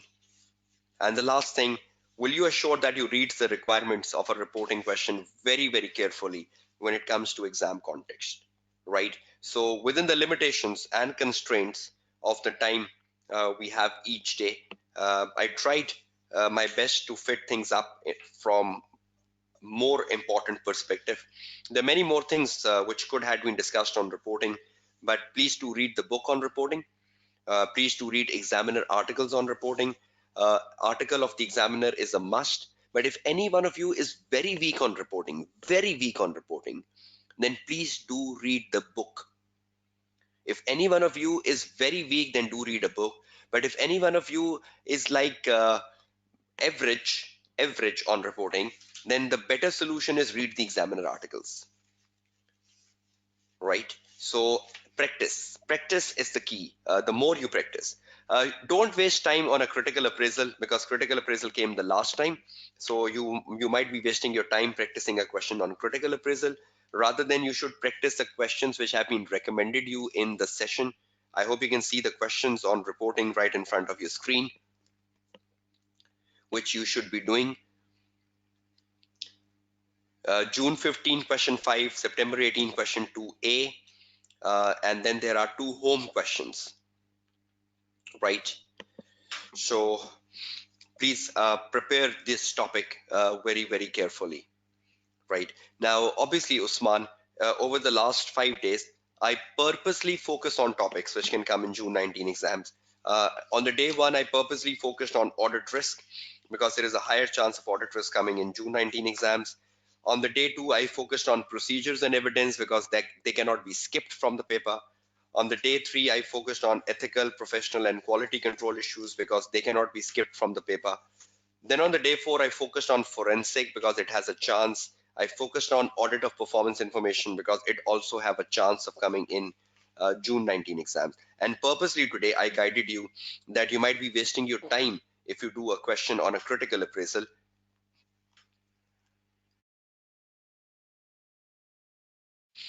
It's better not to do a question on critical appraisal rather than focusing on the questions which has been brought to your attention right in front of your screen. Okay, one of the second last thing, current issues. Current issue is not, there is no current issue for June 19 exams. Let's be very specific on that. I have mentioned that many times in my previous webinars that current issue only comes in exam paper when the examiner writes an article on current issue. In the past, in the past, uh, every time the examiner wrote an article on a current issue was examined. I hope you remember for March 19 exams, there was an article on audit in a specialized industry. And that article came in the March 19 exams because the question number one of the March 19 exam was made in a specialized industry. Then there was another article over here, if I can just show you on the screen here. If you just go to the website of AAA technical articles, and you just browse the technical articles given by ACCA for the AAA exams right here.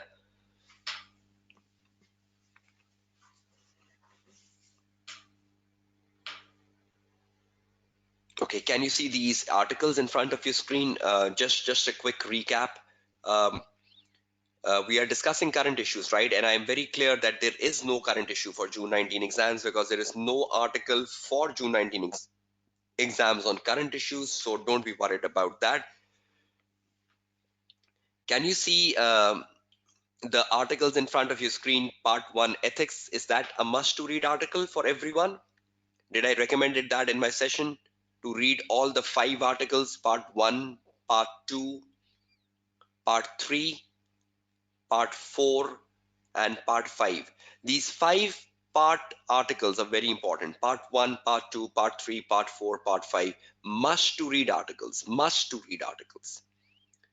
Then if you look at this article right in front of your screen, audit in specialized industries, this was examined the last time. This was examined the last time, but it is still a new article, relatively new article. So please read it. Please read it, though it was examined the last time. Then can you see an exposure draft here? IAASB exposure draft. That was basically a current issue, and this was examined in the last exam sitting. But please ensure one thing. Audit in a specialized industry and the IAASB exposure draft, which you can see right in front of your screen, are two very recent articles. So please don't take a risk of not reading them. So will you read all 7 articles from the top on the ACC website? The 5 technique articles, then audit in a specialized industry, and the IAASB exposure draft. So will you read the top 7 articles on the website currently of ACCA? Is that clear to everyone? Right? So no such current issues for June 19 exams, but do read the 2 latest articles, which is audit in specialized industry and IAASB exposure draft. So that's one frequently asked question from the students over the last 4 days, that is there any current issues? Okay, then one more important thing to address for the June 19 exams, that when you're preparing for June 19 exams, please assure that you are giving proper time to practice, because a lot of time we have less practice for exams, and that results into a failure. I hope over the last 5 days you must have picked some points. You must have picked some way of doing papers in a better manner. I hope every day you must have learned something, right? And if you just try to implement that, that is very, very important. Don't write extra, don't write over, don't write generic, because if we keep writing generic, we keep writing a lot, we will not complete a paper. So if you want to complete your paper, please write very specific answer. Don't write any generic things. Don't write hypothetical assumptions. Don't write anything which is speculative. Because if you write speculative things, if you write hypothetical assumptions in exam paper, if you write generic things in the exam paper, then the problem is you might be writing a lot. So please avoid writing journal stuff in the exam paper. Okay, another important thing, is it okay to do section B first in the exam? It's up to you. There is no issues with the examining team. Examining team has no criticism of that. So it's up to you. If you are good on section B, start with section B first, then do section A. So it's all flexible. It's all flexible. So you can do that. You can do that. It all depends upon you, right? Okay, marking scheme is very important. Over the last 5 days, I did justify the marking scheme. I hope everyone realized the marking scheme and everyone must have noted the marking scheme, right? Of the day 1 to day 5. Because if you are unaware of the marking scheme, then you might be writing a lot. Okay, now one thing where I need to wish you best of luck ahead of your exams coming in June. And as a tutor, I always wish that my student gets success in exam, and I try my best in each session to give you some tips, guidance, techniques which can enable you pass the exam. But obviously, there are many students who still do the same mistakes in exam paper and eventually have to repeat the AAA paper. Obviously, AAA is not an easy paper. The passing rates are low, so you need to put in your efforts a lot. So it's high time that you should start realizing your mistakes, and it's high time that you should start working for your success coming in the June 2019 exams. And I wish you success, and my prayers are always with you, wishing you success in the upcoming exams.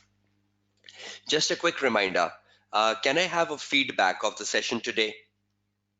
And more importantly, if you can rate the overall 5 days from the day 1 to day 5 in terms of a rating scale of 1 is to 5, where 5 is the highest and 1 is the lowest.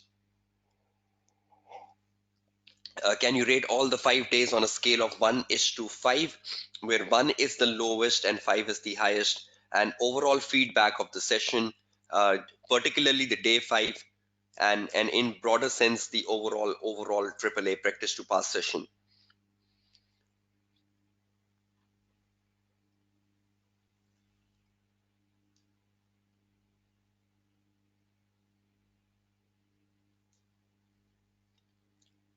Please keep posting your feedback on a rating scale of 1 is to 5.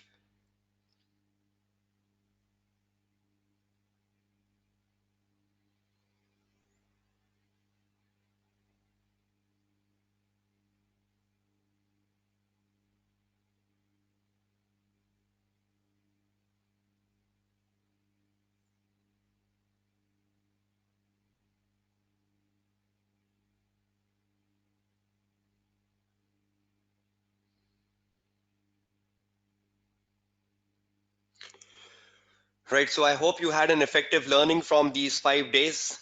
It's just the last minute and so of this live session.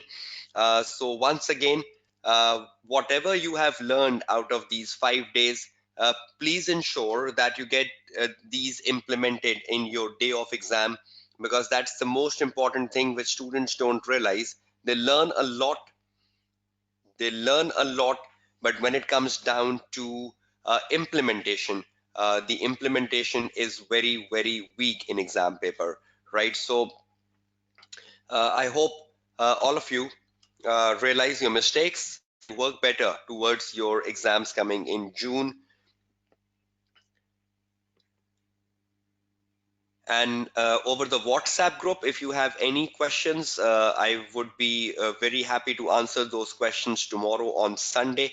So please ensure that if there was any specific query which I didn't answer, so please post that on the WhatsApp group, and I'll be posting the resources which I used in the practice to pass session even on the WhatsApp group uh, tomorrow, right? So that's the maximum, right, which can be put into the session. So it's time to say you goodbye and wish you best of luck for June 2019 exams.